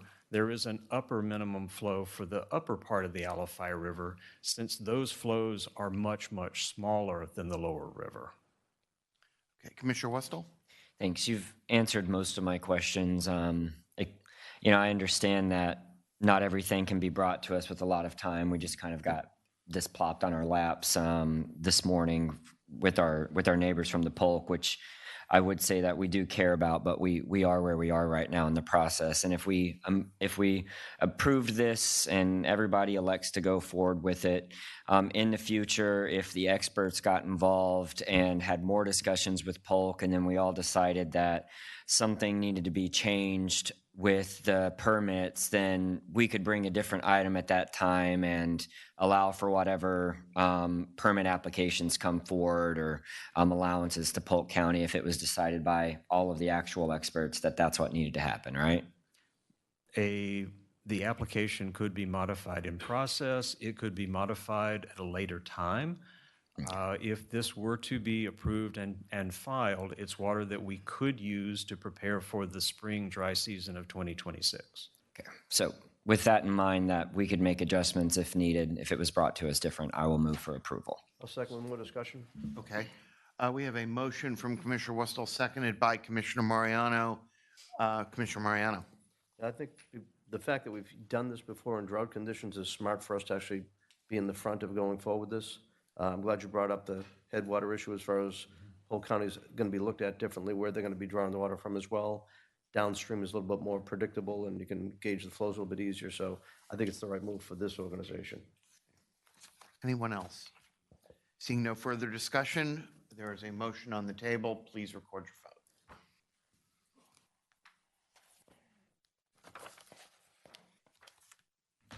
Mr. Chair, the motion passed unanimously. Thank you very much. We have one presentation this morning. It is the South Hillsborough County Program Update. All right, so good morning again. Agenda item D1 includes a status report for the South Hillsborough County program.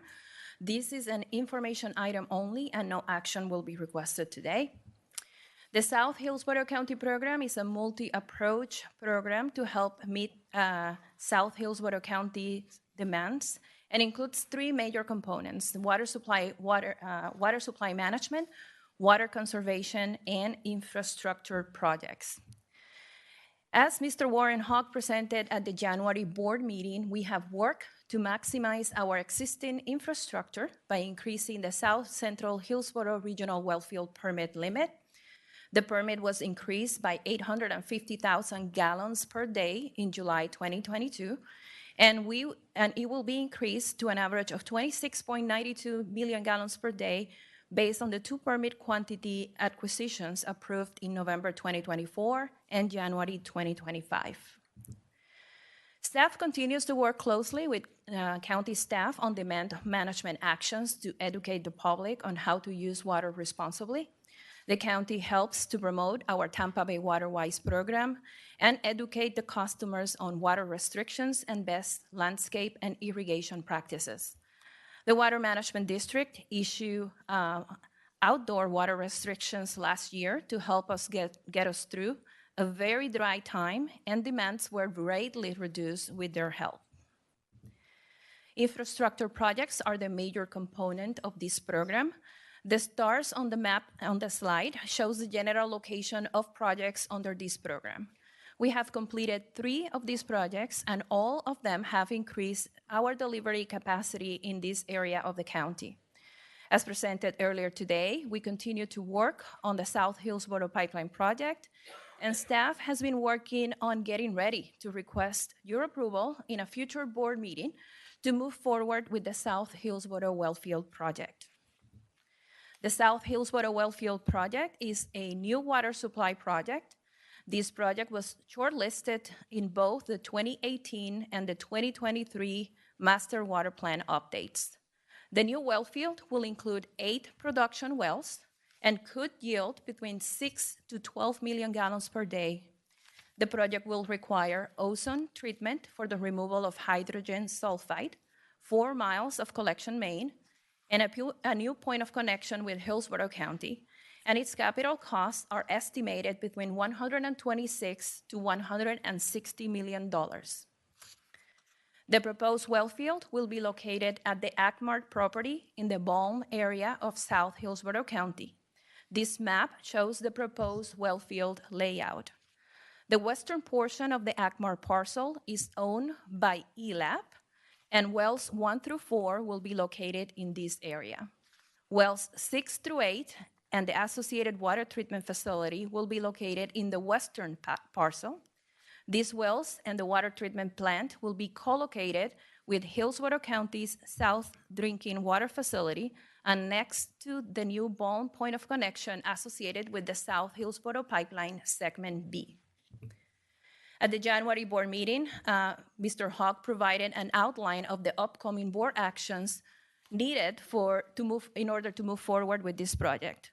And these include an approval of an agreement with the Environmental Lands Acquisition and Protection Program, or ELAP, and Hillsborough County Water Resources Department to acquire well sites and easements on the ELAP-owned part of the ACMAR property in exchange for the water development rights on the former Cone Ranch well field.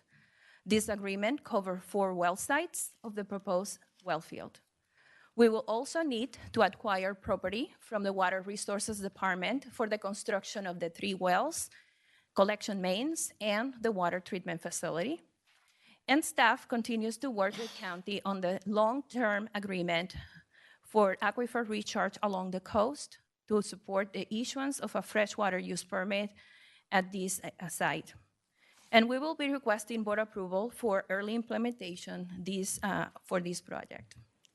This is the timeline for the upcoming board actions.